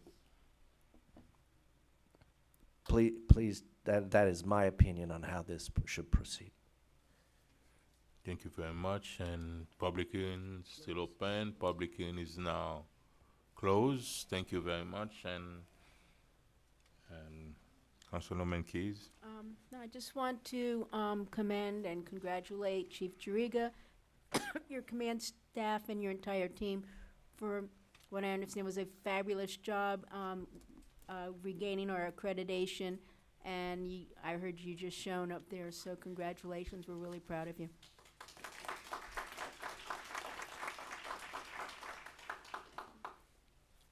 Yes. No reports. I just wanted to congratulate the North Miami Police Department for an amazing job under the leadership of our very own Chief Juriga, for an amazing job in leading a wonderful department. I want to thank you on behalf of my residents, not only for the initiatives that you have put out, but when going out in the community and doing the lighting. Not the lighting, the siren. I don't know if they do it in other communities, but the folks absolutely loved it in my district and continue doing the great job, because I will always advocate for more patrol, but I think you're onto something there. I also wanted to remind everyone of the evening of NOMI Honors this Friday at 7 p.m. Please RSVP via Eventbrite, and also our fundraiser for our North Miami Utility Fund program, NOMI Fest, which is this Saturday at 6 p.m. at Cagney Park. And we do have a special code for employees and friends and family. We encourage you guys. This is an event that we put together by the city, for the city, and this is a really good thing to give back to our residents. So I do encourage everyone to participate. That's nomifest.com. Ticket sales are going real fast. Again, I will see everyone on Saturday, and I think that was it. Mr. Mayor, thank you. Mr. Mayor. You're gonna have, yes, go ahead. I, in my shock right now, I said I have no report. I was just getting confirmation on it. Don't know how many of you know Justin Flippin, the mayor of Wilton Manors. Yes. He passed away within the last 90 minutes from a heart attack, apparently on his way to the Wilton Manors City Commission meeting. So our thoughts as a city go out to a fellow elected official in Wilton Manors. Thank you. Councilman Desulme, Vice Mayor. Yes. Did you Yes, talk sir. about the NOMI?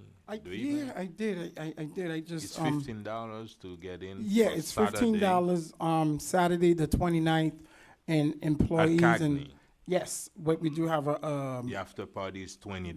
That's when it's not a that's free. the deputy. The deputy It's is not a free event. Absolutely, that's the NOMI wrap up, and all the proceeds. Nobody's getting paid. I'm just putting it out there. This is all going into, I guess, the finance.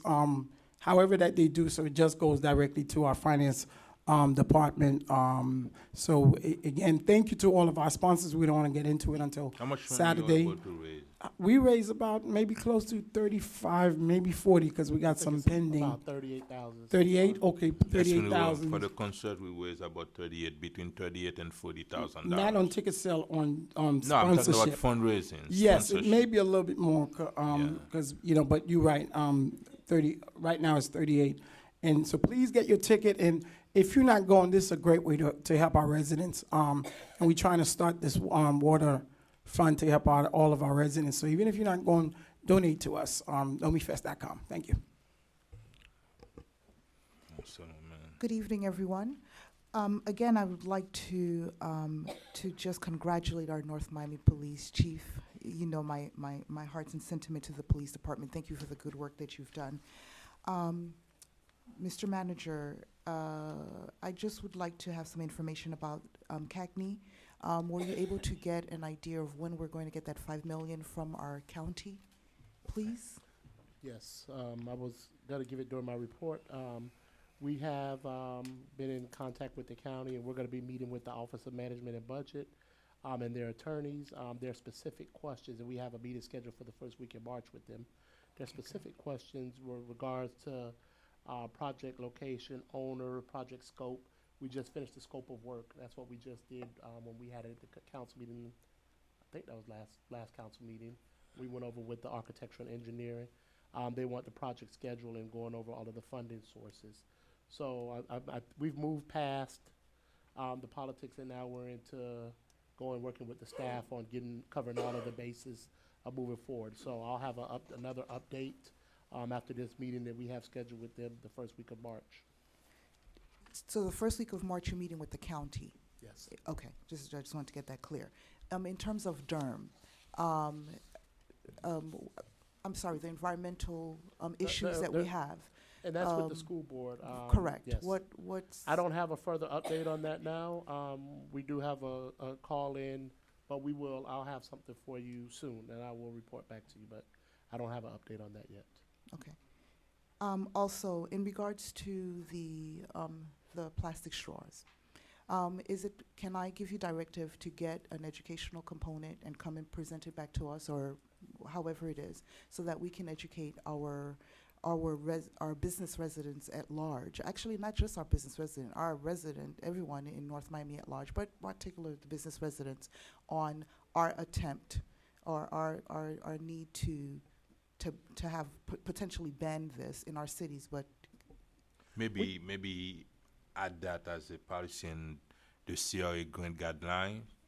That's mean if we're gonna apply for a grant That's a great in the idea. city, you need to bend that. You need to get rid of that. That's another way Incentive, of eliminating that. We will, I will work with the staff, and we'll come up with a way to incorporate this into our normal educational stuff that we give out when we have different events and everything. And we can work with code enforcement, that they can drop them off door to door as they're out in the community as well. What I envision, or what I would like to suggest, is to have specific workshops or town hall meetings or some of that nature throughout the cities, specifically inviting the businesses. But it's better to reach out to them like in one-on-one, You think? because as the businesses to come to a workshop, sometimes less than 10% are coming. Okay. But if We'll definitely have an outline for you, let you know. Thank what you. we're gonna do. Thank yeah, you. and the executive director for the CI is in the back. That's mean if she can add that, especially for the restaurants and those stores, that's mean you want a grant from the city, and one of the requirement you have to ban the use of those plastics straws. Okay.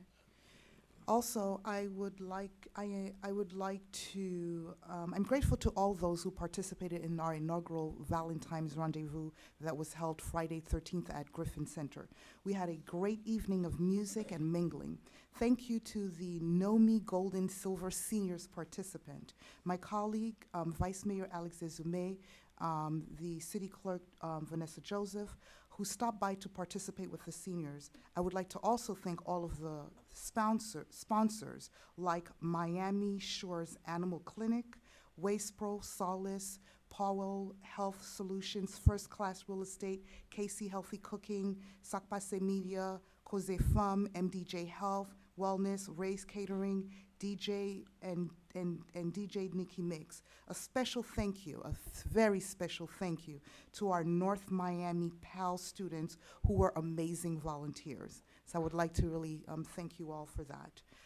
Also, I would like to acknowledge that Miami-Dade County Commission, who recently passed an ordinance to rename the areas of West Dixie Highway within Miami-Dade County after Harriet Tubman. This highway crosses 7 of the 13 county districts. Within North Miami, the highway crosses about 3 out of 4 of our districts. So just wanted to inform you of that. Also, I'd like to say a shout out to everyone celebrating in February, but especially to Patricia Levasseur, which is a constituent aide for District 3. I'd like to tell you happy birthday and thank you for your service. Well said. Okay, thank you very much. And as far as my report, it's to congratulate the police department, the chain of command, the chief Larry Juriga, and staff, and the chain of command for working very hard and getting this accreditation. That's when it wasn't something easy. When you were sitting in that room, and if you can see the comments of the commissions, it was 13 or 12, and of the commissioners were there, and if you can see, and some of the bigger cities with the police department getting hammered by the commissions, and some of them were accredited with condition, like they got to come back in 6 months or in 1 year, and some of them they was accredited by being in compliance in some area, but fell in some other area. But when we put together those points, they were able to pass accreditation. And when it comes to the city of North Miami, we were 100% in compliance. It's not 89%. That's mean when they give you the rating, you can be from 0 to 100, and if you pass at 80%, you can get reaccredited, then or with recommendation with condition. But the city of North Miami, we were 100% correct on every aspect, and they were so glad to see not only the police department, the chain of command, but also I was there as mayor of the city manager was there, and we have homeowners association, we had residents in support of the police department. It was amazing over there, and it seems like the headline was the city of North Miami. It wasn't just we passed the reaccreditation, but North Miami showed that, and we are working seriously with the community and to make the city safer, and we was well represented over there. And I have to thank the police department, and also I have to thank mayor and council, because for the past 6-7 years we have been passing budget where we increase the police budget so they can have the training they need, the money available they need in order to perform their duties and bring safety to the residents of North Miami. Thank you to the police department, and thank you to mayor and council, and thank you to the residents for your support. And also, and I have to let you know that can Tanya come? Can you please come forward, please? And also, the county passed to, I don't know if it was resolution or ordinance. That's mean there's 2 areas in the city unincorporated deed was annexed to the city of North Miami.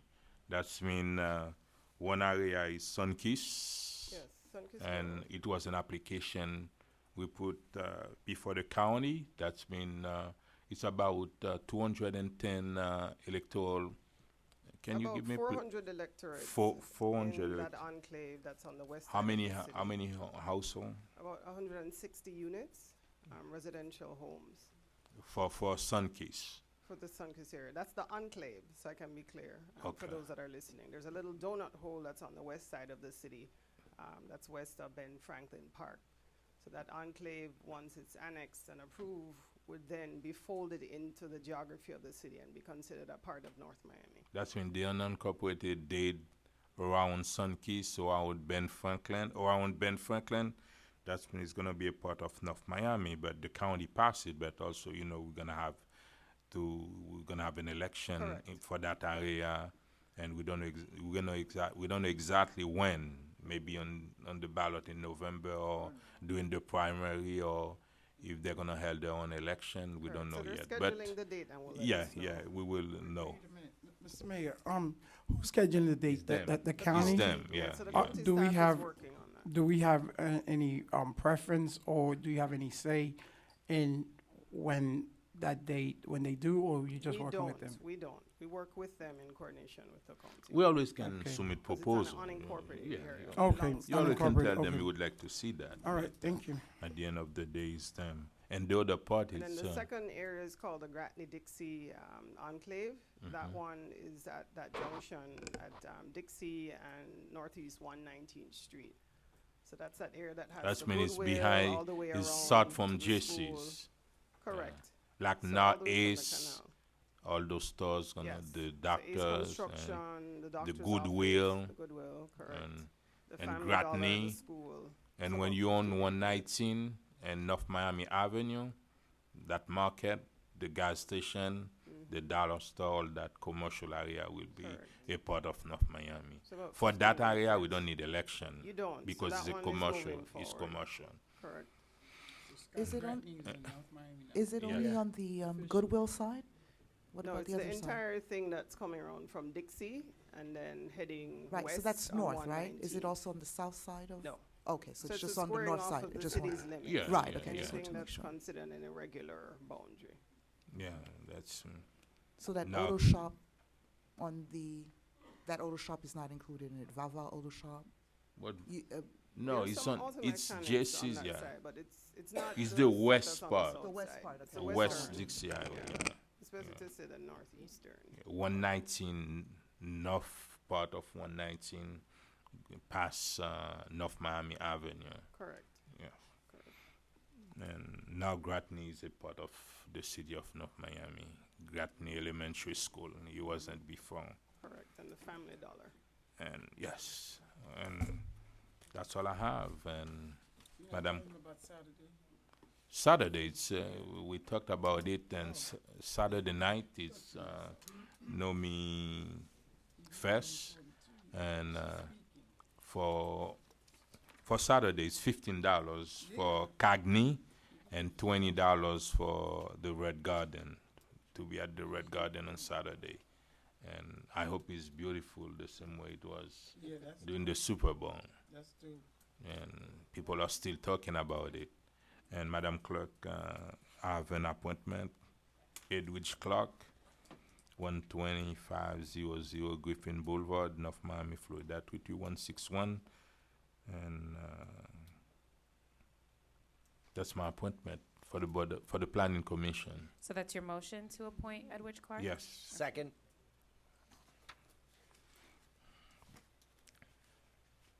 All right.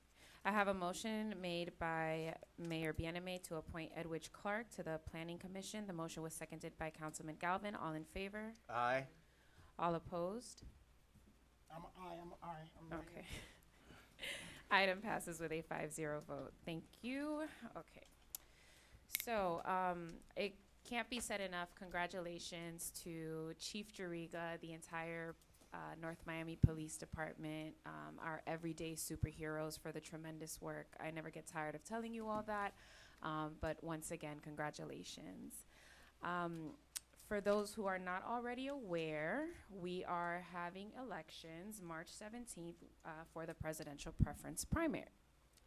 Early voting will begin March 2nd and end Sunday, March 15th. What you mean? We are going to have 2 weeks early voting? Yes, sir. Oh. For both parties? Yes, sir. Okay. So you can only vote in the presidential preference primary if you are a registered Democrat or a registered Republican. From March 2nd through March 6th, early voting will be taking place at the North Miami Library from 7 a.m. to 3 p.m. And Saturday and Sunday, March 7th and 8th, from 8 a.m. to 4 p.m. March 9th through the 13th, it will be from 11 a.m. to 7 p.m. Saturday and Sunday, March 14th and 15th, from 8 a.m. to 4 p.m. Remember that during early voting, you're able to vote anywhere and at any precinct, but always come to the North Miami Public Library. Foot traffic's great. In addition to that, we will have March 17th, the actual election day. Precincts are open from 7 a.m. to 7 p.m., but on election day, you have to vote at your precinct. Your voter registration card is not required, but you do have to have your ID. For more information, I highly suggest that you do go to the miamidade.gov/election site. You could check your voter registration status, find out just more information that you may wish to know in preparation for this election. Beyond that, today is World Spa Day.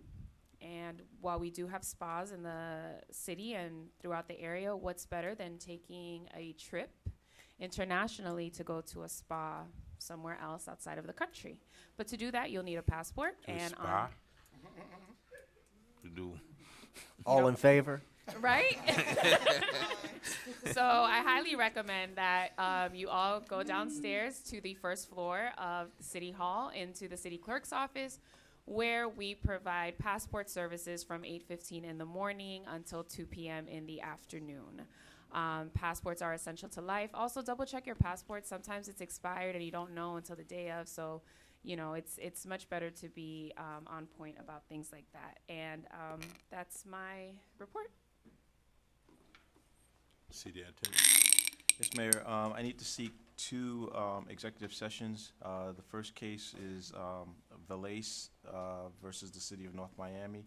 The second case is Jerry Turner doing business as Roland Apartments in Mid-Bay, Miami, again versus the City of North Miami. I'm announcing them pursuant to statute. What are those two? Valace versus North Miami, and then Jerry Turner doing business as Roland Apartments and Mid-Bay, Miami, LLC versus the City of North Miami. So we'll be contacting your staff to schedule that with all parties, and we'll discuss the cases at that time. Okay. Mr. Mayor, I have a couple items to report. At the last council meeting, you guys did ask to give me direction to look into FEMA regarding our reimbursement. We did do so. One thing that's happened with the state and well with the federal government, they've changed the split from 70, 75, 25, where the federal government gives 75 and then the city and the state split the other 25%. That number has been changed to 90, 90, 10. So 95 and 5. But that's going to delay because right now they're going back, revisiting everything. It's better. Better for us, yes, sir. And as far as timing, right now we've already received approximately 423,000. We still have 4.2 million left to collect. As in our research and looking, they're still clearing up the books from Wilma. So we know how long Wilma was ago. But Wilma, we are 15 years ago. Yes. Okay. We just literally had $79,000 de-obligated by the state from Wilma. They said they overpaid us, so they took that out of our money that we're going to be receiving. But we'll move forward, and I'll keep you updated as money continues to come in. The next one is our CRS. We got our CRS notification today, which is the flood insurance. Everyone knows you get the discount for your flood insurance. If the city does ours, so we were approved. We got our notification today that we will remain the same. This one was you couldn't go up any more on your discount, but you could get dropped lower on your discount if you didn't comply. But we met we complied with everything. So we have another year. I believe next year is the big one when we have to do the whole application over again. So we'll be on top of that. Steve Pizzillo and the building department do lead that effort. In regards to the Oaks, we did have a meeting the last, I think it was 2 council meetings ago, regarding the Oaks and the appraisal. Our code says we have to have 2 appraisals. We only had 1. We're in the process of ordering the second appraisal. I will be scheduling meetings to meet with each of you to go over the appraisals. Also with our consultant, Mr. Toussaint Pierre, I believe everyone has already met him, to go over the appraisals and what that means as far as the money that we should be receiving from the Oaks. And really it is, and we will have, once you guys have had the meeting, I will have them here to do a presentation at the council meeting to go over and how we came to the number that we are going to be selling the property for. That being said, I'd like to remind everybody that Nomi Fest is Saturday, along with the after party Saturday night. Thank you very much at the Red Garden. Thank you very much, Madam. Do I have a motion to adjourn? So move. All in favor? All opposed? Adjourned.